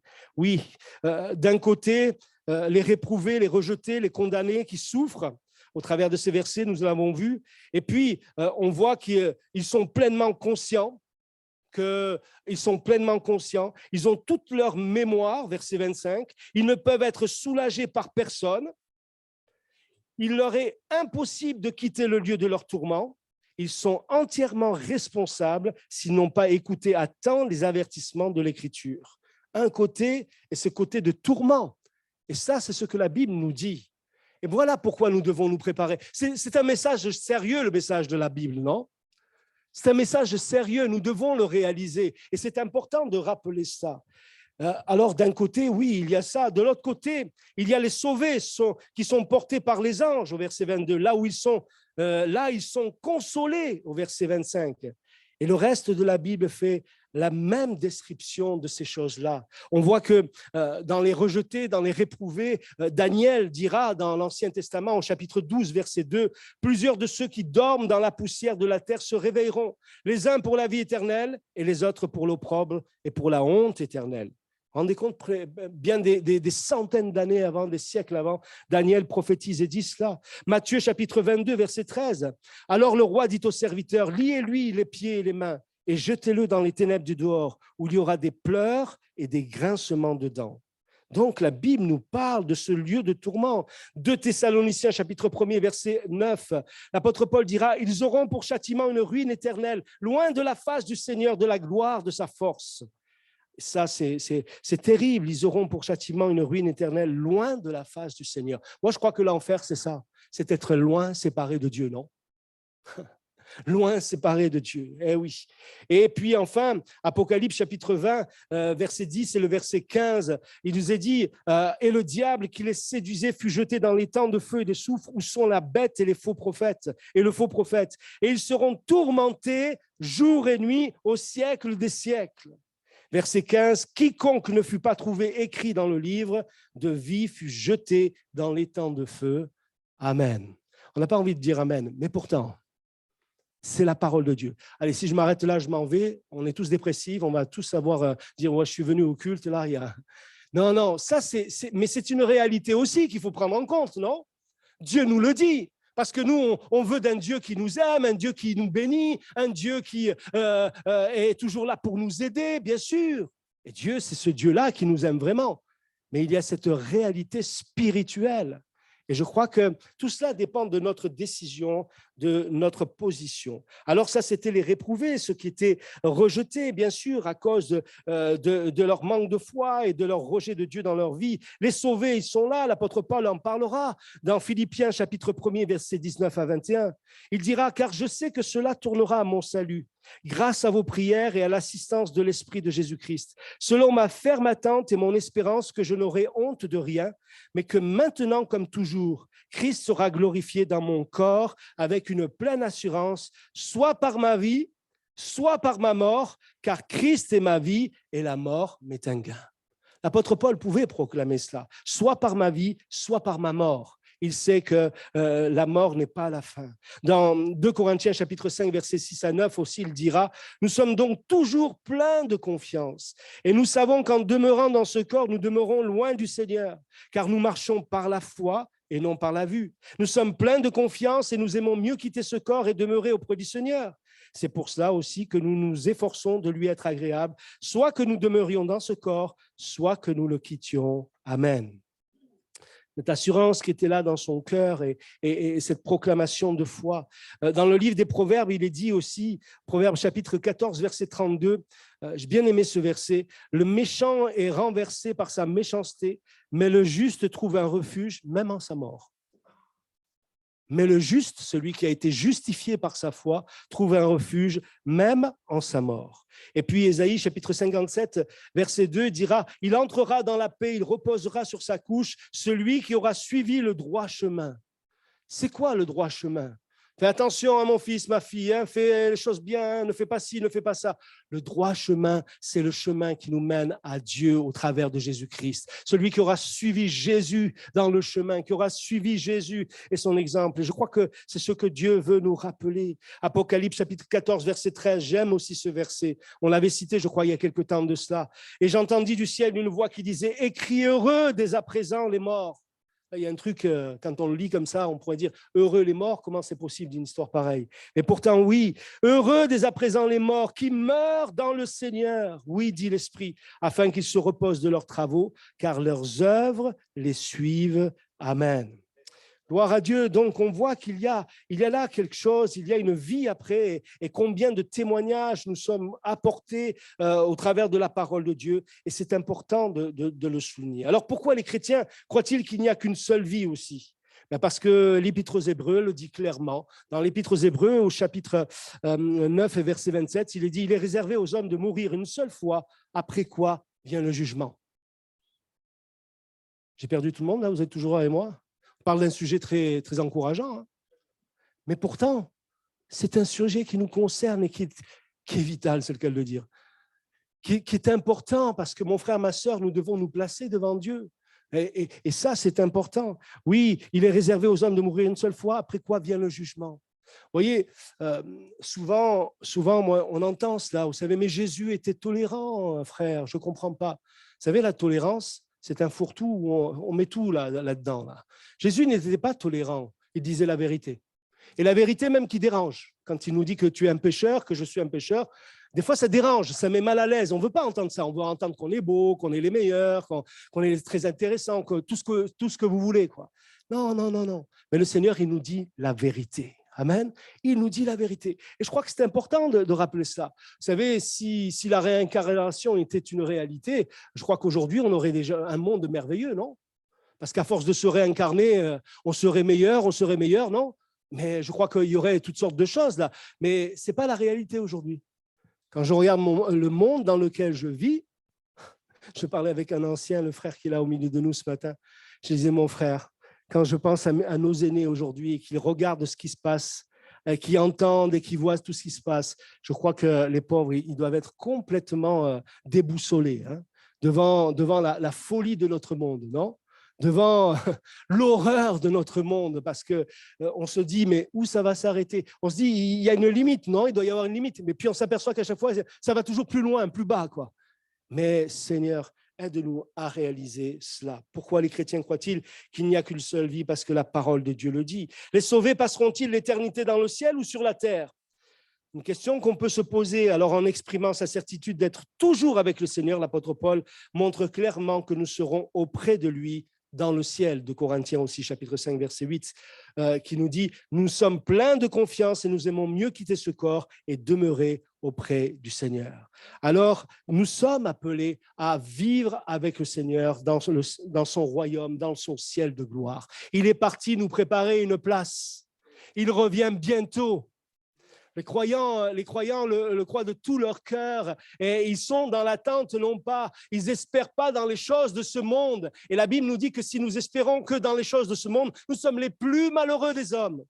Mais si notre espérance, elle est dans le Seigneur, dans sa parole, dans ses promesses, alors là, nous pouvons avoir la joie dans notre cœur et une paix profonde qui nous accompagne chaque jour. Alors, que font ceux qui sont morts? On se pose la question, et combien des êtres chers, qu'est-ce qu'ils font? Ils sont où? Pourquoi? Pourquoi croit-on qu'il y a une vie consciente juste après cette vie, alors que la Bible compare la mort aussi au sommeil? Vous avez vu ces versets, ces passages qui nous dit, qui comparent la mort au sommeil. Dans 1 Thessaloniciens, chapitre 4, verset 13, l'apôtre Paul dira « Nous ne voulons pas, frères, que vous soyez dans l'ignorance au sujet de ceux qui dorment, afin que vous ne vous affligiez pas comme les autres qui n'ont point d'espérance. » Et puis, dans Acte 7, versets 59 à 60, concernant Étienne, il est dit, et il lapidait Étienne qui priait et disait, Seigneur Jésus, reçois mon esprit. Puis s'étant mis à genoux, il s'écria d'une voix forte, Seigneur, ne leur impute pas ce péché. Et après ces paroles, il s'endormit. Il s'endormit.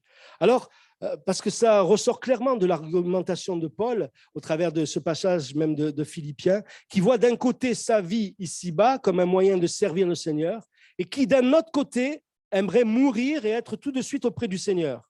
Ça, c'est parce qu'il entrevoit, il sait que la gloire de Dieu et des enfants de Dieu, que ce que Dieu prépare dans son royaume, c'est le meilleur pour chacun d'entre nous. Mais il respecte ce que Dieu demande et qu'il vive ou qu'il meure, il veut être là en communion avec le Seigneur. Si être tout de suite auprès du Seigneur lui paraît préférable, c'est parce qu'il est clair qu'il ne s'agit pas pour lui d'un état inconscient, mais d'un état où il est conscient de la présence du Seigneur. En fait, il y a vraiment un repos dans la mort du croyant, mais pas un repos inconscient, le repos des travaux de ce monde, des soucis et des souffrances de cette vie. Lazare fut consolé. Amen. Je crois que c'est bon de rappeler ça et de le réaliser. Donc, vraiment, il y a un repos. Donc, quand on meurt, on n'entre pas dans l'inconscient. Ce n'est pas quelque chose, comme dans un rêve, mais on est pleinement conscient et on vit cette réalité déjà de la présence de Dieu, où il donne du repos des travaux de ce monde, des soucis, des souffrances de cette vie. Que Dieu soit béni. Alors, où sont ceux qui sont déjà morts? La question, où sont-ils? Pour ce qui est du corps, tout va dans un même lieu. Hein. La parole de Dieu nous prévient et nous rappelle, tout provient de la poussière et retourne à la poussière. Ecclésiaste chapitre 3, verset 20. Tout va dans un même lieu, tout a été fait de la poussière et tout retourne à la poussière, dit l'Ecclésiaste. Mais pour ce qui est de l'esprit, les sauvés sont avec Christ.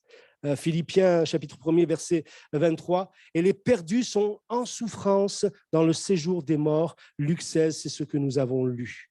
Alors, s'il est utile, l'apôtre Paul dira, s'il est utile pour mon œuvre que je vive dans la chair, je ne saurais dire ce que je dois préférer. Je suis pressé des deux côtés. J'ai le désir de m'en aller et d'être avec Christ, ce qui est de beaucoup le meilleur, mais à cause de vous, il est plus nécessaire que je demeure dans la chair. Et oui, ça appartient à Dieu, mon frère, ma sœur. Ça appartient à Dieu, cela. On n'a pas le droit de dire, voilà, non, ça appartient à Dieu. Parce que si on est là encore, malgré peut-être nos douleurs et bien des choses, c'est parce que Dieu veut nous utiliser, non? Pour bénir les autres. Et le Seigneur est celui qui guérit aussi ceux qui ont le cœur brisé, pour nous utiliser aussi et bénir et être en bénédiction pour les autres. Il dira, et je suis persuadé, je sais que je demeurerai, que je resterai avec vous tous pour votre avancement et pour votre joie dans la foi. Amen. Alors, est-ce que vous êtes toujours avec moi? Ça va, vous n'êtes pas déprimé? Non? Il y a une espérance parce que, vous savez, nous sommes toujours en l'an de grâce 2022. C'est encore un jour de grâce. Et on va terminer avec ça parce que si tu n'as pas fait la paix avec Dieu, c'est le moment aujourd'hui. C'est le temps aujourd'hui d'entendre la voix de Dieu et de répondre à son appel. Alors, est-ce qu'on verra vraiment Dieu dans l'éternité? La Bible parle clairement de la vision de Dieu comme d'une espérance des croyants. Et c'est Job qui nous dit au chapitre 19, versets 25 à 27, on connaît ces versets, « Mais je sais que mon Rédempteur est vivant et qu'il se lèvera le dernier sur la terre. Quand ma peau sera détruite, il se lèvera. Quand je n'aurai plus de chair, je verrai Dieu, je le verrai. Il me sera favorable. Mes yeux le verront et non ceux d'un autre. Mon âme languit d'attente au-dedans de moi. » Amen. Plusieurs fois, il est répété au travers de cette parole, je le verrai de mes yeux. Apocalypse chapitre 22, verset 3, il nous dit, il n'y aura plus d'anathème, le trône de Dieu et de l'agneau sera dans la ville. Ses serviteurs le serviront et verront sa face. Et verront sa face. Gloire à Dieu. Alors, nous le connaîtrons comme il nous connaît, dit Paul au premier épître aux Corinthiens, chapitre 13, verset 12. Aujourd'hui, nous voyons au moyen d'un miroir, d'une manière obscure, mais alors nous verrons face à face. Aujourd'hui, je connais en partie, mais alors je connaîtrai comme j'ai été connu. Gloire à Dieu. Et c'est vrai combien c'est précieux cette parole aussi. Aujourd'hui, il y a des tas de choses qui nous échappent, non, frères et sœurs? Qui pourraient avoir la réponse à toutes sortes de choses? Il y a des choses, ici-bas, on n'aura jamais la réponse. Et quand nous serons face à face, nous aurons toutes les réponses et nous connaîtrons pleinement toutes choses parce que notre Dieu nous donnera cette révélation totale. Gloire à Dieu. Alors, qu'est-ce qu'on fera dans l'éternité? C'est important. On va être sur des plages, mais il n'y a pas de plus belle plage de Corse. Alors, comment on va faire? Non, mais dans le ciel, c'est encore plus beau. On sera là, je ne sais pas moi, en vacances toute l'année. On sera dans les clubs med. Je ne sais pas moi. Est-ce qu'il y a des clubs med là-bas en haut? Je ne sais pas moi. Non. Mais je crois que c'est important. Qu'est-ce qu'on fera dans l'éternité?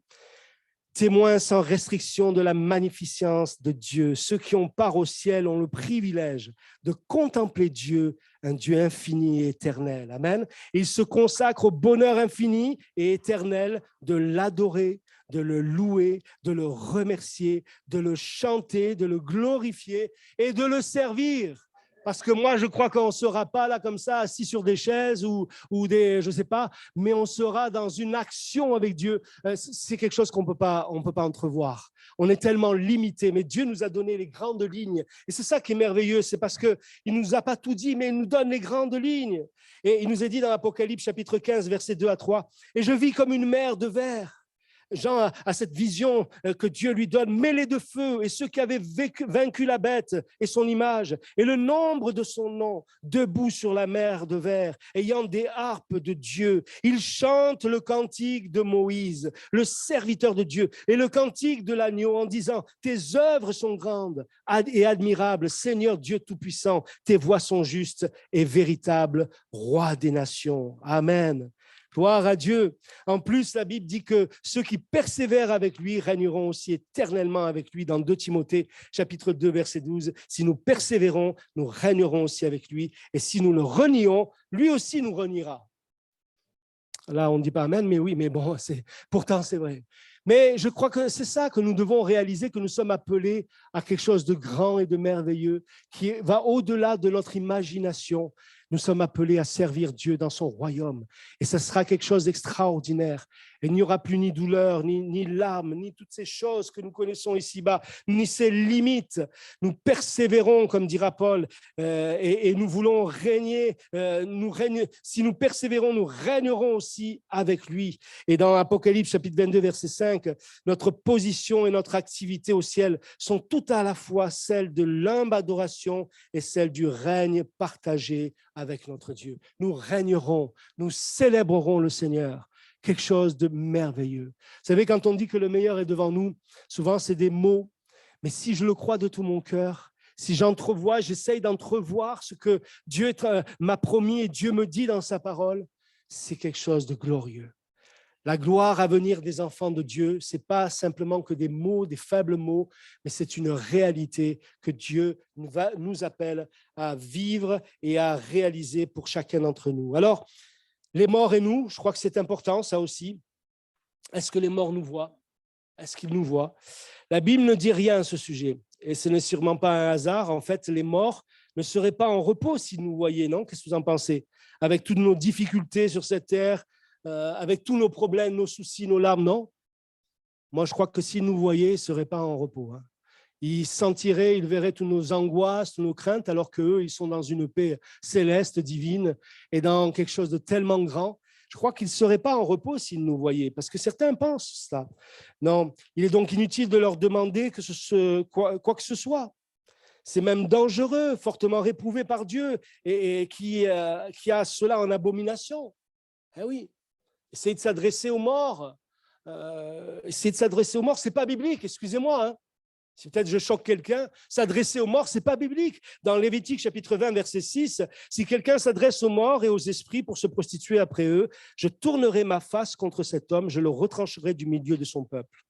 Je crois que si Dieu réprouve cela, il le réprouve encore aujourd'hui, non? Et puis, je crois que là aussi, c'est important. Donc, les morts, est-ce qu'ils nous voient?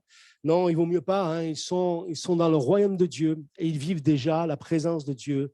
La paix céleste est quelque chose de tellement grand et tellement merveilleux que l'apôtre Paul dira, j'ai vu, j'ai entendu des choses ineffables.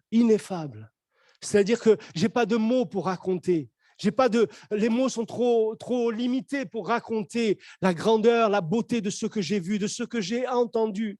Je me rappelle ce frère Jacques Beauvert qu'on a connu, qui est venu ici faire l'émission, pasteur suisse, qui lui aussi a vécu, vous savez, dans une opération, ça s'est mal passé. Il s'est vu enlevé vers le ciel. Il m'a dit, Vincent, j'ai vu des choses.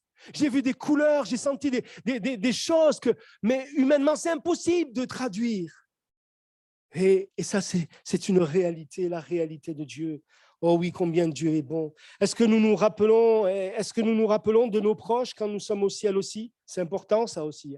Est-ce qu'on part, est-ce qu'on oublie tout derrière nous? Nous, on ne les oublie pas, eux, ils nous oublient. Dans l'histoire de Luc, chapitre 16, on voit que les mauvais riches se souviennent de sa vie terrestre. Non? Et si c'est vrai pour les réprouver, s'il n'y a aucune raison pour que ce ne soit pas le cas pour les sauver, néanmoins, la mémoire que nous aurons des choses au paradis sera guérie, des souvenirs douloureux et dénués de souffrance. Amen. Toute l'âme sera essuyée de nos yeux, nous dit la parole de Dieu. Amen. On ne perd pas la mémoire. Est-ce que les morts nous entourent-ils de leur présence? Peut-on avoir un contact avec eux? Ça, c'est encore une autre question. Est-ce qu'ils nous entourent? Est-ce qu'ils sont avec nous? Non, Luc 16, 27 à 31 nous montre que bien que ceux qui sont réprouvés ne peuvent communiquer avec les vivants, et les morts en Christ sont soumis à la volonté de Dieu qui désapprouve ce genre de contact. Et un autre passage qui est très connu aussi, Deutéronome chapitre 18, versets 9 à 13 nous dit, et c'est Dieu qui parle à son peuple. Bien sûr, en ce temps-là, il y avait toutes sortes de pratiques, de sacrifices humains même. On sacrifiait des enfants à des dieux étrangers. Mais Dieu dira à son peuple, lorsque tu seras entré dans le pays que l'Éternel, ton Dieu, te donne, tu n'apprendras point à imiter les abominations de ces nations-là. Qu'on ne trouve chez toi personne qui fasse passer son fils ou sa fille par le feu, ceux qu'ils pratiquaient. Personne qui exerce le métier de devin, d'astrologue, d'augure, de magicien, d'enchanteur. Personne qui consulte ceux qui invoquent les esprits ou qui disent la bonne aventure. Personne qui interroge les morts. Car quiconque fait ces choses est en abomination à l'Éternel, et c'est à cause de ces abominations que l'Éternel, ton Dieu, va chasser ces nations devant toi. Tu seras entièrement à l'Éternel, ton Dieu. Amen. Gloire à Dieu. La Bible, elle est claire, non? La Bible, elle est claire. Il y a des questions qui sont là et qui reviennent. La Bible répond à ces questions. Et je crois que c'est bon de prendre ce temps ce matin, même si peut-être on aurait préféré entendre parler de toutes sortes d'autres choses. Mais ce matin, ce message qui peut paraître même un peu austère, parce que nous parlons de choses que nous n'aimons pas, nous parle aussi de quelque chose de glorieux. Et ça dépend comment, vous savez, c'est toujours pareil. Quelle est ma réaction face à la parole de Dieu? Quelle est mon attitude face à la parole de Dieu? Est-ce que je la crois? Est-ce que je la serre sur mon cœur? Est-ce que je réponds à l'appel de Dieu, à sa parole? Ou est-ce que je la rejette? Ou est-ce que je m'en éloigne? Notre attitude, notre décision, nos réactions vont amener la bénédiction ou le désespoir. Non? La bénédiction ou le désespoir sur notre vie. Et je crois que c'est important de le rappeler. Alors, est-ce qu'on reverra ceux qui sont morts? Est-ce qu'on les reconnaîtra? La mort transporte tous les croyants auprès du Seigneur, nous dit Paul. Dans le sein d'Abraham, nous dit l'évangile de Luc, Jésus. Il semble donc qu'il y ait alors retrouvailles. C'était par exemple l'espérance de Jacob dans Genèse chapitre 37, verset 35. Il est dit, tous ses fils et toutes ses filles vinrent pour le consoler, mais il ne voulut recevoir aucune consolation. Il disait, c'est en pleurant que je descendrai vers mon fils au séjour de mort, et il pleurait son fils. Ainsi que David dira aussi, maintenant qu'il est mort, pourquoi jeûnerai-je? Puis-je le faire revenir? J'irai vers lui, mais lui ne reviendra pas vers moi. Il y avait cette conviction dans le cœur de David et de Jacob qu'ils iraient vers leur fils et qu'ils pourront les revoir. Paul manifeste sa certitude de reconnaître les croyants au jour du Seigneur. En fait, même dans cette perspective d'un revoir, c'est un motif de consolation, un motif de consolation. Et c'est ça qu'on a lu dans le début de ce verset, mais il faut aller jusqu'au bout. Nous lisons souvent dans les moments de deuil ces passages où Paul dit « Nous ne voulons pas, frères, que vous soyez dans l'ignorance au sujet de ceux qui dorment, afin que vous ne vous affligiez pas comme les autres qui n'ont point d'espérance. Or, car si nous croyons que Jésus est mort et qu'il est ressuscité. Croyons aussi que Dieu ramènera par Jésus et avec lui ceux qui sont morts. Voici en effet ce que nous vous déclarons d'après la parole du Seigneur. Nous les vivants, restés pour l'avènement du Seigneur, nous ne devancerons pas ceux qui sont morts. Car le Seigneur lui-même a un signal donné à la voix d'un archange et au son de la trompette de Dieu descendra du ciel et les morts en Christ ressusciteront premièrement. Ensuite, nous les vivants qui serons restés, nous serons tous enlevés, tous ensemble enlevés avec eux sur des nuées à la rencontre du Seigneur dans les airs. Et ainsi, nous serons toujours avec le Seigneur. Consolez-vous donc les uns les autres par ces paroles. Amen. La Bible, la parole de Dieu est une parole de consolation, nous révèle déjà ça. Vous savez, combien de... Je ne sais pas si je verrai l'enlèvement, moi. Si je vivrai l'enlèvement, mais j'aimerais tant le vivre, ça, non? Je ne sais pas vous, hein, mais moi, je me dis, Seigneur, et puis quand je vois tout ce qui se passe dans le monde, vous savez, on dit Jésus revient, oui, il revient, ça fait des siècles qu'on dit ça, ça fait des siècles que l'on presse ça. Et moi, je me dis, il y a des choses qui sont en train de prendre place. Et je me dis que peut-être, je vais vivre cette chose glorieuse qui s'appelle l'enlèvement de l'Église. Mais avant cela, les morts en Christ ressusciteront. Amen, ils ressusciteront. Oh, que Dieu nous donne de réaliser combien sa parole est vraie et combien ce qu'il nous dit, c'est la vérité. Alors, est-ce que notre famille sera toujours notre famille dans le ciel? Est-ce que nos sentiments pour les autres seront toujours les mêmes? Est-ce qu'on aimera de la même façon dans le ciel la femme ou le mari qu'on a aimé sur la terre? Je pose des questions, je vois les gens. Ah bon? Je ne sais pas. Jésus répond clairement à cette question en expliquant que les rapports entre les gens sont changés dans le ciel. Matthieu 22, verset 30, « Car à la résurrection des hommes, les hommes ne prendront point de femmes ni les femmes de mari, mais ils seront comme les anges de Dieu dans le ciel. » Là, dans le ciel, tous les sauvés sont véritablement notre famille. Et nos sentiments les uns pour les autres sont tous d'une nature supérieure. Ainsi, notre amour pour nos proches ici-bas est encore plus fort dans le ciel. Amen. Gloire à Dieu. Quel message d'espoir, quel message d'espérance que Dieu nous donne. Quelle grâce, la foi. J'ai marqué en terminant, je termine, c'est vrai, comme ça. Voilà, quelle bénédiction, quel trésor, quelle grâce d'avoir une foi vivante dans un Dieu vivant. Quelle bénédiction, quel trésor, quelle grâce d'avoir une foi vivante dans un Dieu vivant qui, dans son grand amour, nous a donné un sauveur, un Seigneur dans la personne bénie de Jésus qui nous a ouvert le ciel de gloire. Le ciel est ouvert, c'est encore un jour de grâce. Il nous donne par la foi la vie éternelle, par la foi en son nom et en son œuvre. Il nous donne la vie éternelle, il nous sauve. Il nous sauve de ce monde, mais il nous sauve du pouvoir et de la puissance du péché pour nous faire entrer dans le ciel de gloire, avoir cette assurance et cette conviction. Un chrétien, c'est un homme et une femme, un jeune homme, une jeune femme, une jeune fille qui a des convictions dans son cœur. Non? Et non pas parce qu'il est parfait, non pas parce qu'il a tout compris, non pas parce qu'il sait tout, non, mais parce que la foi met des convictions dans les cœurs. Quelle bénédiction de croire. On disait il y a quelque temps de ça avec quelqu'un, comment ils font ceux qui n'ont pas la foi? Comment ils font? Comment affronter la mort sans la foi? C'est le vide, c'est le néant. Il n'y a pas d'espoir. Mais quand la foi est dans un cœur, il y a une espérance vivante que Dieu met. Amen. Et nous avons cette assurance que le Seigneur nous promet. Jésus a dit, je suis le chemin, la vérité et la vie. Nul ne vient au Père que par moi. Il est le chemin du salut de la vie éternelle. Nul ne vient au Père que par moi. Il n'y a pas d'autre intermédiaire entre Dieu et les hommes que Jésus-Christ. Amen. C'est lui qui nous permet de retrouver la paix avec Dieu. Alors, je termine, c'est la deuxième fois que je le dis, mais c'est vrai. Je termine, on s'est posé les questions qu'on se pose tous, on a souligné quelques questions qu'on se pose tous, mais je vais terminer en vous posant ces questions. Et ça, c'est important parce que c'est vous et vous seuls qui pouvez répondre à ces questions.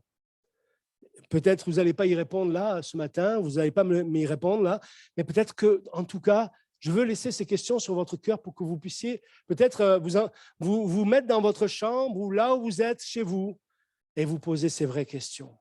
Parce que ces questions sont d'ordre essentiel pour votre vie, pas simplement ici-bas, mais pour votre vie éternelle.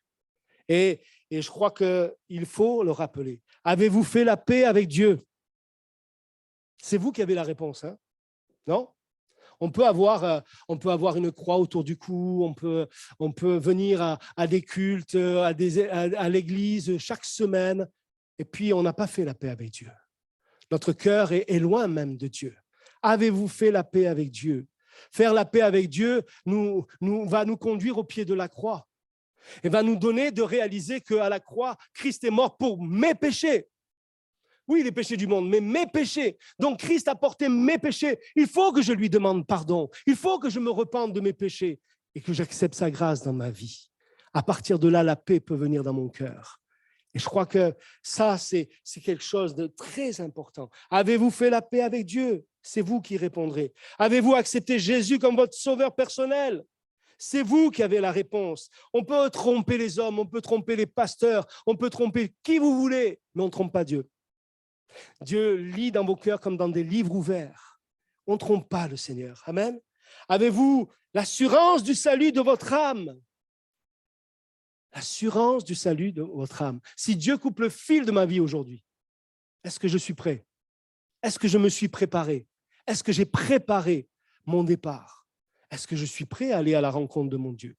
Un jour, c'était Alexandre de Nef, je crois, hein, c'était ça, hein, qui était un évangéliste dans les Alpes, vous savez, il allait de ville en village, et puis on l'invitait, il allait annoncer l'évangile. Puis un jour, il arrive dans une salle, et puis il voit quelqu'un de dos, et il pense reconnaître un ami à lui, vous voyez.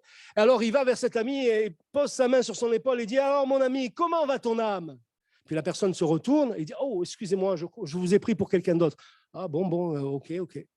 Des années plus tard, Alexandre de Nef continue ses missions et il retourne, je ne sais pas si c'est la même église ou dans une autre église. Et puis là, il y a quelqu'un qui vient vers lui et lui dit « Vous vous rappelez de ce jour-là où vous m'avez interpellé ?» Il dit « Oula, j'ai rencontré beaucoup de gens, les années sont passées, je ne sais pas. Oui, vous aviez posé votre main sur mon épaule et vous avez dit « Comment va ton âme, mon ami ?» Et il a dit, depuis ce jour-là, je n'ai pas pu rester tranquille. Comment va ton âme? Comment va mon âme? Mon âme, elle n'est pas bien, elle ne va pas. Et c'est ce qui l'a poussé à chercher Dieu et à être sauvé. Alors, je voudrais vous dire une chose. Comment va ton âme? Est-ce qu'elle est sauvée? Est-ce qu'elle est en paix? Est-ce que tu as fait la paix avec Dieu? Ça, c'est les questions que je vais laisser sur votre cœur. Oh, vous êtes en train de dire, oh purée, je n'aurais pas dû venir ce matin-là. Je vais repartir avec des questions. Maintenant, comment je vais faire avec ça là? Ce n'est pas moi, hein, c'est le Seigneur qui vous pose des questions là. Et oui, mais pourtant, c'est important. Alors, êtes-vous prêt à rencontrer Dieu? J'ai mis 3 petits points, on aurait pu dire toutes sortes de choses. Je le répète, c'est vous et vous seuls qui pouvez répondre à ces questions. Mais c'est important d'avoir la réponse, mes amis. C'est important que tu puisses répondre. Nous nous préparons à bien des choses ici-bas. La Bible nous dit, prépare-toi à la rencontre de ton Dieu. Amen. Mais la vie et la mort devant nous, 2 chemins. Et Dieu dit, choisis la vie. Ça, c'est la volonté de Dieu. Choisis la vie. Et la vie, elle est en Jésus-Christ. La vie, elle est dans cette foi en Jésus-Christ. Alors, je voudrais qu'on puisse prier le Seigneur, on puisse fermer nos yeux un instant et demander à Dieu sa grâce. Et que, au travers de cette prédication, nous puissions être encouragés pour toi, mon frère, ma sœur, qui te confie en Dieu. Prends courage, comme nous l'avons entendu ce matin. Prends courage. Dieu a préparé un avenir et des plans merveilleux pour ta vie. Ne doute pas de la grâce de Dieu. Ne doute pas de ce que le tout accompli de Dieu en Jésus-Christ à Golgotha. Ne doute pas de cela, mais aie confiance en Dieu et reprends courage. Sois fortifié dans la communion avec ton Dieu. Sois fortifié au travers de sa parole ce matin encore et serre-la sur ton cœur. Et puis, je voudrais peut-être interpeller certains qui sont là au milieu de nous et qui n'ont pas fait la paix avec Dieu et qui peut-être sont là ce matin, on suit de loin, vous savez, on vient, j'aime bien, ça me fait du bien, ça me soulage, ça me permet de me consoler un peu, mais je repars dans ma vie, je fais mes trafics, je vis un peu comme je veux. Est-ce que Dieu a le droit d'avoir un regard dans ma vie? Non, pas forcément. Mais le Seigneur t'appelle au salut ce matin. Il t'appelle au salut. Et je voudrais vraiment prier pour vous. On a les yeux fermés, frères et sœurs. C'est un moment sérieux. On est dans la présence de Dieu. Et tu peux avoir une religion, on peut être tout ce que l'on veut, évangélique, catholique, tout ce que tu veux, mais si ton cœur n'est pas vrai devant Dieu, qui c'est que tu trompes? Tu te trompes toi-même. Mais tu trompes peut-être bien des gens, mais pas Dieu. Mais Dieu t'aime ce matin. Et s'il nous parle, c'est parce qu'il nous aime. Et le temps est court, nous devons nous tourner vers lui. Pendant qu'on a les yeux fermés, si tu veux que je prie pour toi, pour que tu puisses faire la paix avec Dieu, pour que Dieu puisse venir vraiment sauver ton âme, tu veux donner ton cœur au Seigneur, ce matin, c'est l'occasion que Dieu te donne. Tu peux le faire, lève ta main là où tu es et tu la rabaisses maintenant. Voilà, on va prier pour toi. Tu peux rabaisser ta main. Est-ce qu'il y a quelqu'un d'autre qui veut que l'on prie pour lui, pour elle? On va prier pour toi aussi. Quelqu'un qui n'est pas en phase avec Dieu. Je ne marche pas avec toi, Seigneur, je suis de loin, mais peut-être un jeune, ça peut être des personnes âgées comme un jeune qui est là au milieu de nous. Alors, simplement, je te donne mon cœur, je te donne ma vie, Seigneur. Je veux faire la paix avec toi. Alléluia. On lève sa main. Gloire à Dieu. Merci, Seigneur. Je crois dans la sincérité de ce geste de cet ami, Seigneur mon Dieu.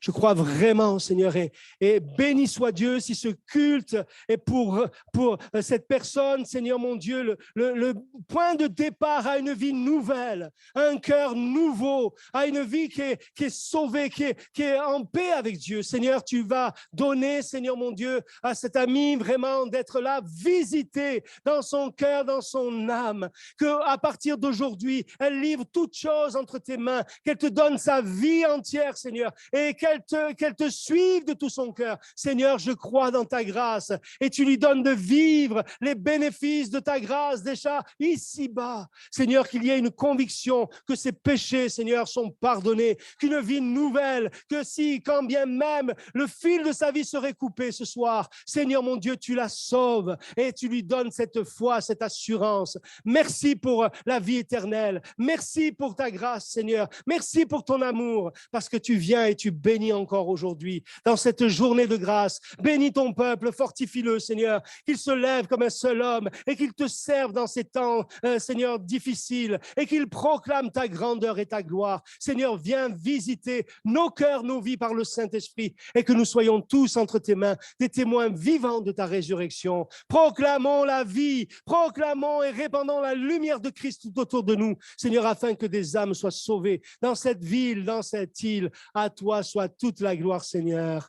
Amen, amen et amen. Nous disons tous amen, gloire à Dieu. Est-ce qu'on peut se lever et chanter ce petit cœur qui nous dit « Sa grâce a changé ma vie ». Vous le savez, j'aime bien ce petit cœur. Hein? Sa grâce a changé ma vie. Sa grâce a changé ma vie. J'aurais pu l'ignorer et mon âme serait perdue, mais sa grâce a changé ma vie. On le chante de tout notre cœur. Sa grâce a changé ma vie. Sa grâce a changé ma vie.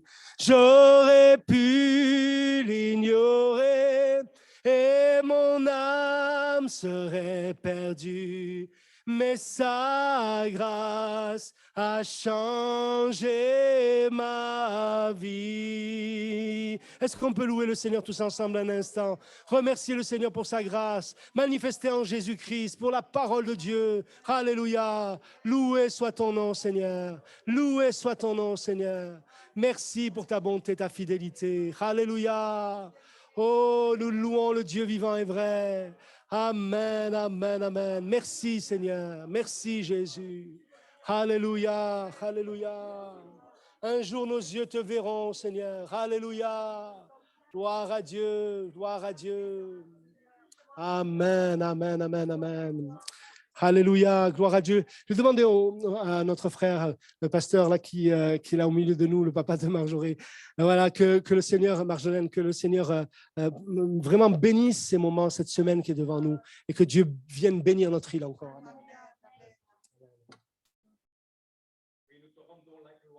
Amen, amen. Nous te louons pour ta victoire. Oui, amen. Tu es le glorieux, le ressuscité. Et oui. Ta grâce est bonne pour nous, c'est vrai, Seigneur, et tu ne nous as pas caché la vérité. Par Et ta oui. parole, nous sommes édifiés. Et nous voulons aussi te servir de tout notre cœur. Amen. Toutes ces choses, toutes ces réunions, ces rencontres, Et oui. toutes ces occasions, Seigneur, Sauve, Seigneur. Sauve, Seigneur. nous prions que ta gloire soit révélée, que les hommes et les Amen, amen, amen. Seigneur, bénis ces rencontres, de droite et de gauche, que ta bonne main, Seigneur, soit sur ces Bénis moments, et cette que île, plusieurs Seigneur. soient touchés. Et le même aujourd'hui aussi, pour sauver, délivrer, guérir.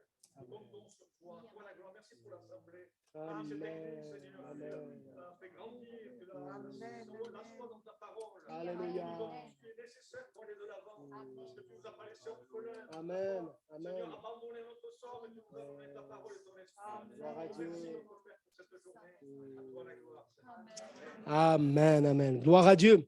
Que Dieu vous bénisse. Une bonne semaine, frères et sœurs. S'il y a des bras là pour aider Alexia, vous voulez vous manifester, s'il vous plaît, merci.